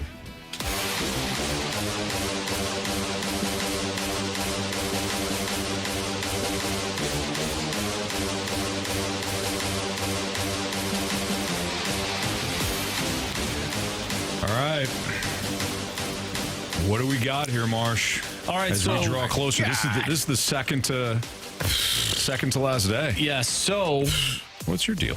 We all picked the same game last night. All of us had one play in the Mets and Braves game last night. So why don't we go through all of the different picks to see if it hit? And we'll start off with mine, which was the Mets to turn a double play. They didn't do it. They didn't do it. So, jerks. I remain at 11 points. Let's move on to Carey, who had Juan Soto over 1.5 hits, runs, RBIs. And Carey, congratulations. He had 3. 2 runs and 1 hit. So Carey is now off the schneid. He is at 6 points. Glad I saved that parlay. Way to go, man. Now, Anthony, moving over to you. 8.5 runs. You needed the over. It was a 4-0 game. It was no chance for me. No chance. So you, unfortunately, remain at 10 points. Jamie, who is in the lead with 12, had the Mets money line, and they won 4-0. So Jamie is now at 13 points. I thought he had the Braves money line. I thought it was the Mets. I could have sworn it was the Braves. I don't remember. Okay. Well, Marsh, we'll go back and check. We'll go with you. That. Yeah, we'll go with you. We'll go back and check. We can go back and check. We'll go back and check. We do know what Jamie's pick is tonight, though. The Fathers. Yes. Yeah. That is the Padres money line, if I'm not mistaken. You are correct, sir. All right. Minus 126. I am going to go with the Cardinals game tonight on Apple TV Plus. I'm looking at the game totals. You know, I love double plays turned. But I'm going to combine them tonight. I'm going to go over 1.5 at plus 125. So I need 2 double plays. Doesn't matter who gets it, just 2 double plays tonight. Okay, fair enough. I'm going to go with the Cardinals. Cardinals on the money line, minus 127. Keeping it simple. I'm going to go with the New York Mets on the money line. New York Metropolitans. Oh, okay. Just got it. 144. Minus 144. There you have it. All right, so that is Bet the Board. Grant just said Jamie had Mets money line. I knew I'd put it down correctly. I apologize, Grant. Thank you. Marshy, nice work. Stand corrected on that. Maybe I was just hoping that Jamie lost because he's currently leading. All right, we'll wrap up the show. Great Freedom Friday. We'll put a bow on it next on 101 ESPN.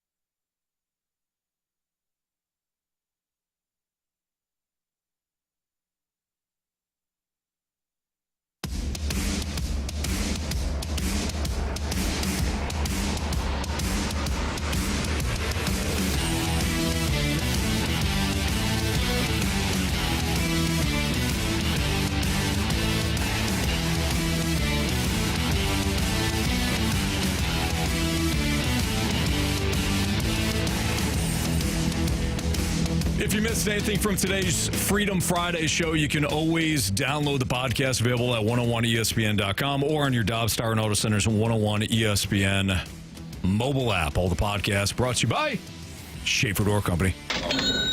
Time to find out whatever you learned today. I'll go first. If you're walking down the hallway here at Hubbard Studios, you could walk into an office and one of your co-hosts jump out at you like it's a damn magic show. And or a scare you. slasher movie. Yeah. Scare you. And they're also going to record it and put it on social media. Yeah. Too late. That's what happened to me. You guys got me good today.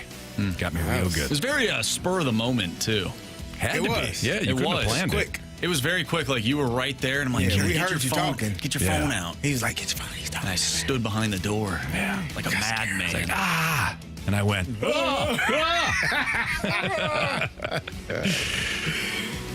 was good. It was good stuff. You guys got me. It was very good. Carey? I learned that Anthony does not like to be scared.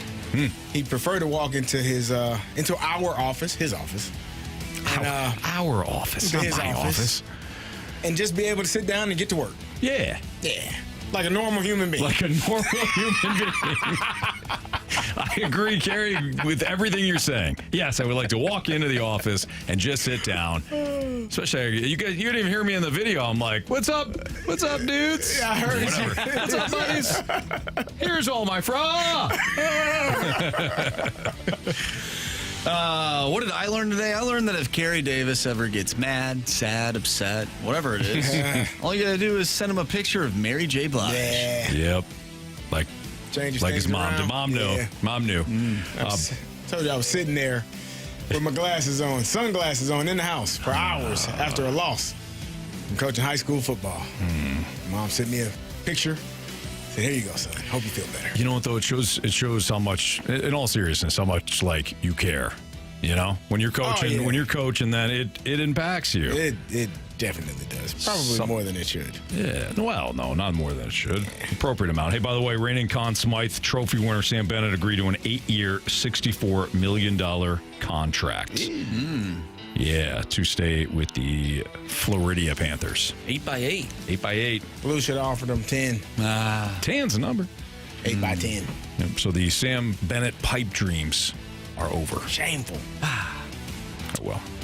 So Chase, who was just on the show for Bet the Board, or not Bet the Board, Beat the Streak, says, I royally messed up as a dad and did not honor shouting out my 9-year-old Brindley, who is a huge Arenado fan. Oh, no. When I was on a few minutes ago, can he get a quick shout out from you gentlemen? I would greatly appreciate it. Of yes. course. Shout out Brindley. Shout out Brindley. What up, Brindley? Brindley. And of course, he loves Nolan Arenado. And maybe he can do it again if... on Monday. Yeah, he comes back on Monday. You know what? He will. I believe in him. Yes. I believe in Chase. Yes. You know, Chase had a lot of energy, like right out of the bat. He's like, what's up, guys? It was great. It's fun. Loved it. Yeah. The 314 loved the show today. Fun show today. Everyone have a great weekend. I hope everybody enjoys Freedom Friday. I know we do. Yep. Chance to talk about some different stuff. So we appreciate you chiming in. A lot of text line and Snake Pit. Snake Pit's always active. Text line was very active today. You picked the Cardinals, right, on the money line? I certainly did. Yeah, 618 is on your side. My man. Yeah. Let's go Cards. There we Got go. him back. 618, baby. The 314, this is Gershie's Kiss. And if Carey, you can find the text. He says, criticism. Note, I wrote this to be read by CD. LOL. So if you want to read it, you go asked ahead. the damn question the other day about the other guy who wore Perron's number, and no one on earth has any idea who the other guy is. Unacceptable. Otherwise, great show. Have a great weekend. God bless America. You didn't know who Marcel Gotch was? Yeah, I didn't. Yeah. So you, I don't think I said no one on don't earth. remember the Marcel Gotch era I don't here think in St. Louis. I said no one on earth knows who that guy is. Did I? Yeah, to pull the podcast. I mean, Grant, you still here? Yeah, Grant He is a immediately wizard. found the information we needed about the Mets. Yep. And Jamie's pick. And now here he comes in. Oh, do you have an update, Grant?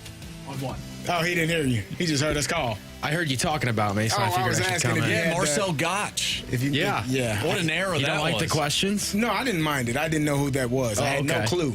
Carey just read a text message from somebody that had a comment, and Carey's like, "Did I say that?" So we were marveling at how quickly you found the Jamie Rivers pick. Well, what I did was yesterday. I went back to the podcast from yesterday. Yeah. And I, zoomed in towards like 5:45 around that time. So you knew. I knew right You away. knew when we were talking about it, and you nailed it. Yeah. All right. I'm here for you guys. We appreciate it. Grant, thank you. Always good to see Grant on a Freedom Friday, that's for sure. He's got his Still working on a Jordan Friday. Binney. What, here, Friday? Oh, yeah. No, we got Blues coverage coming up. The draft. Come on now. Got the NHL Draft live show from 6 to 9, Carey. Wow, clearly. Anthony's favorite time slot. Hey, by the way, Wictolia from the Snake Pit, Grant, I hope you're still listening. All caps, Wictolia said, "You're adorable, Grant Francis." Hey. You have a thumbs and you up? are. All right. Did you give the thumbs up? He did. Good. It's time for the Fast Lane's 3 Stars of the Day. Presented by Circus Sports He looks like Illinois. Snuggie. Sports betting the way it should be. Snuggie. All right, we're going to give Grant the 3rd star of the day. Yeah, Grant. Yes. 2nd star of the day goes out to Donnie Fandango. Yes, Donnie. Congratulations on another great radiothon to help the Ronald McDonald's House. Probably should be the 1st star of the day, but you can't go wrong with this 1st star of the day, which is more cowbell. More cowbell, baby. That's right. Pardon me, but we don't have a lot of songs that feature the cowbell. All right, don't forget NHL Draft Live Show, 6 to 9, right here on 101 ESPN. By the way, Tim Taylor says, I learned today my guilty pleasure is listening and watching the Fast Lane. Oh, that's good.